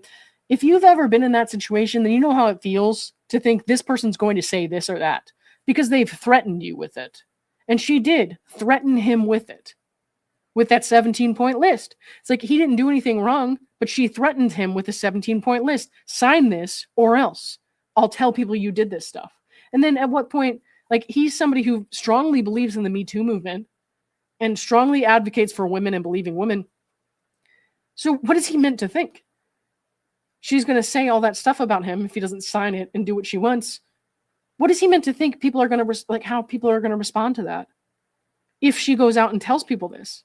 So this, to me, doesn't say what a lot of people are assuming it means, because I've been in that position where like somebody said all these things about me that weren't true, lied to my face about it, and then, tried to eventually use it against me. And I'm just kind of like, well, this person is going to say this or that. And I panicked. And when I was in a situation where I was talking to my friends about it, eventually when I was talking to my boss about it, I was like, this person's going to say this or that or the other. And it's freaking me out, because I'm like, that's something that could seriously tarnish my reputation and follow me around and make my job here very difficult. If people think this of me, think I would do that. Like, yes, it's a real terrifying thought to have, that somebody would say that you're a bad person or they felt unsafe with you when you didn't do anything wrong. It's a really terrifying feeling, because you're at the mercy of someone who is clearly not a good person and doesn't mind lying. So they could say anything, and you never know who's going to believe that or not. So, and that could follow you around forever. So, all right. We're getting towards the end here, guys. You had agreed to the conditions Miss Lively asked for to return. He says yes. And upon the return, things went pretty well. Okay. He says, according to your own complaint, Justin says, according to Blake's own complaint, it went great. And then they cut off a page here. It says, I think when you are somebody small in the industry, and this is Justin speaking, obviously, and you're dealing with a titan like Miss Lively and some of the most powerful people in the world, which are her best friends, and you're in the situation that I was in, I think it's very reasonable, especially at this point, to be concerned about what's possible and what's not. I was spinning at this point. Yeah. Is there anything else you can think of other than the material contained within the 17-point list that you might have been referring to when you referred to a nuclear bomb that could be leaked? Justin says nothing about the list, but I assure you that list was read to me, contained complete fabrications of the truth, so I very well could have had that be a part of what I felt scared of. Lies. But I didn't know. I didn't know anything. I knew at this point, my gut feeling was that she was going to take over the film. Mr. Gottlieb says, lies. When you say lies, you mean lies insinuating that you had made Miss Lively feel unsafe? He says, no, that's not what I mean. I'm speaking about lies in general. Okay. It's talking about Sarowitz here, so we're going to skim that. Okay.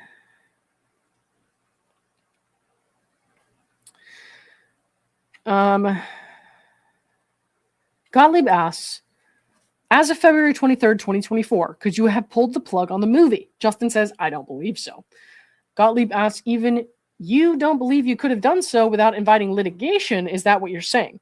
Justin says, I believe this was the biggest project that we'd ever invested in, ever had, and we had a tremendous amount of money invested in it. And so did Sony, who were our partners. So we had an obligation, a fiduciary obligation to Sony and to Steve's family to not pull out of the film. Gottlieb says to not lose the money. Justin says it wasn't just about the money. It was one of the major factors. Yes. Gottlieb says, okay, but nonetheless, you're co-founder of the studio. Okay, whatever, blah, blah, blah. And then he's saying Justin had a lot of power because he was also an actor, a director, executive producer. Okay. Justin says, I don't think it's unusual because people do, join a film as an actor and a director, an actor and a producer, etc. Like, that's not that unusual. Right. Is that the typical arrangement that you're familiar with? And then, of course, it cuts off. Okay. What you say is you've just come out of therapy and you're purging shit out and exhausted. And then you say, and this is Gottlieb again, reading text to Justin, so much fear of Blake coming out and going public about how I'm a bad person and unsafe and not who I say I am. Do you see that? Justin says, I do. Gottlieb says, and that's similar language to the fear you described to Mr. Van Winkle in the document we just looked at a few minutes ago. And we can't see the document from Mr. Van Winkle, so I don't know what's going on there. Okay. You were very concerned that Miss Lively would go public with some of the materials or allegations that have been contained in the 17-point list and the list you read on January 4th, right? Justin says, again, I disagree with anything to do with the 17-point list. Okay. One second, guys.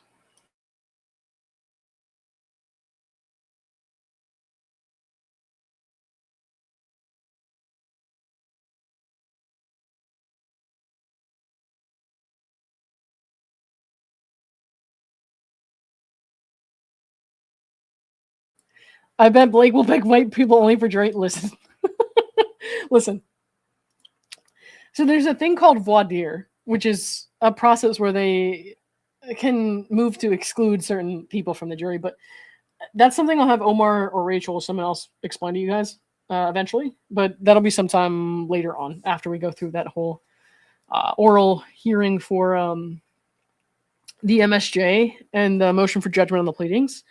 We're almost done with this document, by the way, so bear with me, but that's in like a month. So if it's publicly open, like if that hearing on the oral arguments for the MSJ and stuff is publicly open, like if I'm allowed to attend, I'm going to go to New York and go and hear it. So I would love to do that and then just report back on what's being said there, because I think that's a big thing. I would love to just see how that works in general. I've never followed a case from start to finish that was like this intense before, and I'm just really, really interested in how that's going to go. New York is only like a couple hour flight from me, so I would love to just attend and see the process, hear from everybody. But again, if it's like a Zoom thing where the public can dial in, then obviously I'm not going to New York. But if it is a thing where it's like they're going to have to go and attend and make the arguments and the public's allowed to go, then I'll go. So we'll see. If not, then I'll just listen on the phone like everybody else, or I'll wait for transcripts. We'll have to wait and see. I'll let you guys know as it gets closer and we figure that out. But yeah. Okay. So they're still talking about that list. Justin says, I'm sure I had feelings about the lies I felt, but I think it's a very reasonable feeling that I'm expressing here. Okay. Gottlieb says, Mr. Baldoni, was the thought of someone saying publicly that you were not who you say you are one of your biggest fears? Justin says, I think based on where I was emotionally in my healing journey, therapy at the time, and going through this film, I would imagine that was a fear. Yes. Okay. And here's where it gets gross. And I'm like, again, this is something that you absolutely could have left out. There was no reason for them to have included this unredacted in their response publicly, because they're talking about things that he said in therapy. That doesn't relate to Blake's claims at all. So, let's see. So Gottlieb says, and that's what you're referencing here to Mr. Heath when you reference to the little boy that you're so intertwined with. And the little boy is Justin. He's talking about his inner child, the little boy that he was or is, and how the little boy felt. Okay. He says, I'm just out of therapy and clearly not very sober in terms of my emotional state. He doesn't mean literally sober. The Baha'i don't do drugs or alcohol or anything like that, but he means like he was very emotional right out of a therapy session. It's very fresh. So Justin says, I was extremely sensitive and vulnerable and clearly in a very dark place at that moment. And it's sad that like Blake can force anyone's texts and stuff like this to come out publicly, but then she can have all of her stuff sealed, her deposition, her declaration, her trainer's declaration, like all that stuff is protected, but Justin's therapy and what he said about his therapy sessions is not. I understand, and I'm sorry to press on it, but you're saying to Mr. Heath, okay, you're not sorry to press on it. Mike, you're a cunt. Just saying. This carryover message that your personality is being overrun by this little boy who feels scared and threatened, is that what you're conveying to Mr. Heath in this message? He says no. So Mike Gottlieb in this deposition is like questioning Justin about his therapy and what came of it and what he was feeling in that moment. And that's something super fucking damaging to somebody who really needs to work through these issues in order to communicate and function as a normal person, like in the real world, bro. You know, like, I'm sorry, but like, I don't mean it to sound like he's not stupid, but he's also not somebody who is neurodivergent to the point where they are struggling with communications with people like this. It's like you need therapy to be able to function in the day-to-day operations with people who are doing things that are very emotional and charged as like an acting in a film about domestic violence. And like, you need that to be able to make it through and to be able to keep yourself in check and to try to like be kind of focused and also understanding how to, when to push yourself and when it's appropriate to just kind of fall back and stuff like that. So I hate that he went through and did that work and now it's being used against him in this lawsuit as if he did something wrong when he was trying to push through those feelings, when he was trying to work through those feelings, and he was trying to talk to his friends about it. It's fucked up. So he sought therapy to do better for himself, to understand himself better so that he could, you know, do what he needed to do in the future and be comfortable with, you know, his own life and his work and all that. And also to make sure the people around him are comfortable and that he's not doing anything wrong. And then they're using that against him here It's fucked up. So, all right. Let's see. Okay. So Justin apparently sent this text that says I guess he's talking about the inner child, has been running the show when he feels sacred or scared. Sacred. I've been playing too much Pokemon. Scared and threatened, and that's who you got so frustrated with. And then it's fucked up. This is even coming up. It's just fucked up. What I meant by that, Justin says, in moments of intense emotion, in moments where I'm short or can get angry very quickly, in those moments, I believe that is a little boy in me that doesn't feel safe. And it's in those moments and then I think they cut it off. Of course they cut it off. So, like I said, there's no fucking reason for them to have included this page, but they did. There's no reason for that. All right. Then they're talking about how people unfollowed Justin. He says, I think it was very clear when a person unfollows you and also through channels tells you they don't want you at the premiere or they won't attend. I think I took the hint that I shouldn't reach out to anybody or ask. So they all unfollowed him, didn't want to talk to him when they started like hooking up with Blake and all that stuff. Not like hooking up, you know what I mean? Like linking up with Blake and all that. He's saying, I took that as a hint that I shouldn't reach out to anybody. And it's reasonable for somebody who like doesn't fully understand like what's going on and the way that the film set went down, like all that, to think like, oh gosh, maybe I shouldn't say anything at this point because saying things is obviously making it worse. But he tried to apologize and move on. And he thought everything was okay. And then he learns it's really not okay because she's trying to ruin your life now. Like, why would you reach out at that point? I think that's fucking dumb. Of course you don't say anything. If I were, somebody like that, I'd be like, the only person I would speak to at that point is my lawyer. All right. Gottlieb says, but you didn't reach out and ask. Justin says, I did not believe anything I had to say could compete with any influence that Miss Lively had, of course. When she's talking to Brandon, Isabella, Jenny, whoever, why the fuck would you reach out to them at that point?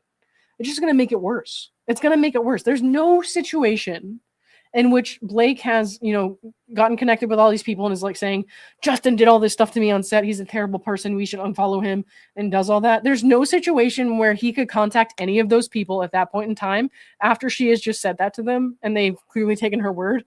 There's no situation he could reach out and that would end up in a way that was good for him. None. No. All right.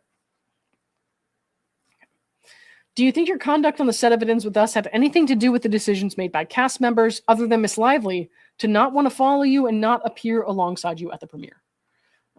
Justin says, I can't speculate and answer that question. You don't know what their motivations were. He says, I think it's impossible to know what anybody's motivation is.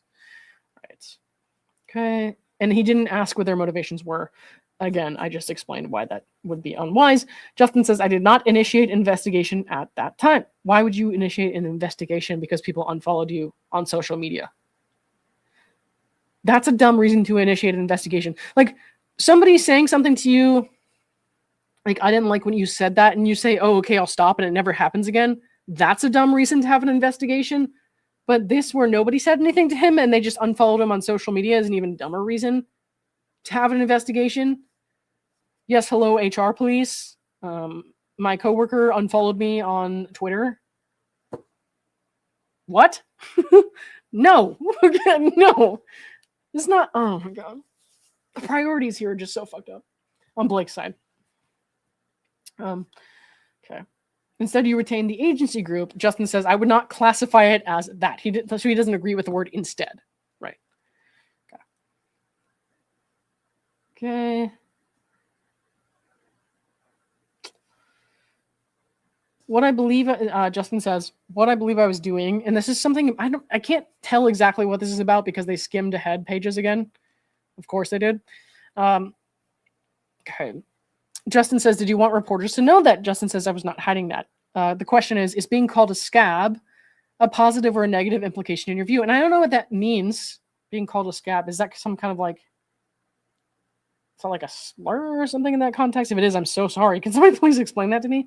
I'm not sorry. I'm not sure I can answer that, but you wanted reporters to go in that direction, right?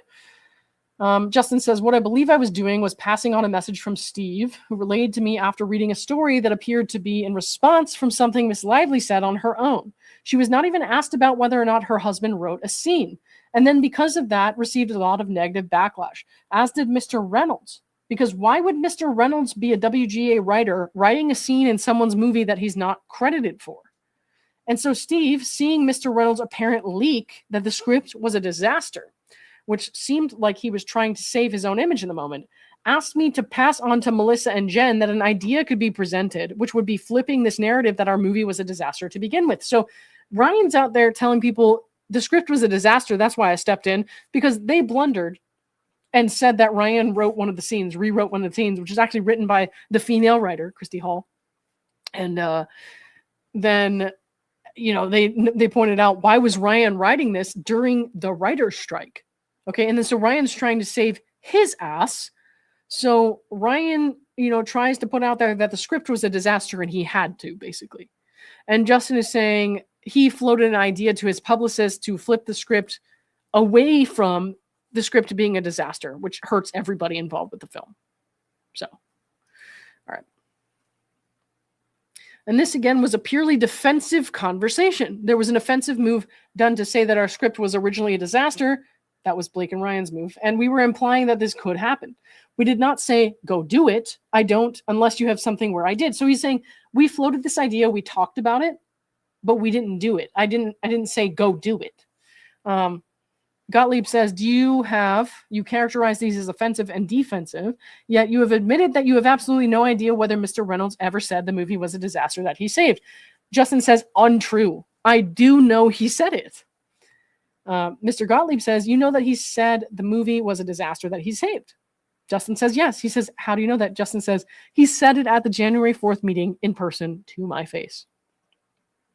Yikes. And did he say that in public at any time that you ever heard him say? Justin says, I found it odd. That's something he said too. And then, of course, they cut it off there. Right. So. Okay, I get it. Crabs 1791, thank you very much. A scab is someone who comes into work crossing picket lines. For example, Ryan writing scenes during the strike. Okay, that makes sense now. Got it. Okay, let me just get the rest of these. She's a Corker. Thank you for being a new member. I appreciate that. Plants and Rants, thank you for the $2. Thanks for sharing your work story. Been there. I'm sorry you've been there, man. Appreciate that, though. And thank you for the $2 super sticker. All right, guys. Well, I did keep it under 3 hours, not by much. It's been almost 3. So, but it is 12:30 in the morning, and I gotta go to bed. So, thanks everyone. Like I said, I'll make a shorter version of this with some highlights tomorrow or something. So, and I'll be on some other streams tomorrow. I don't know if I'll do my own until Saturday night, but I'll let you guys know. Okay, yeah, that's about it. I'll see you guys later. Thanks. Bye.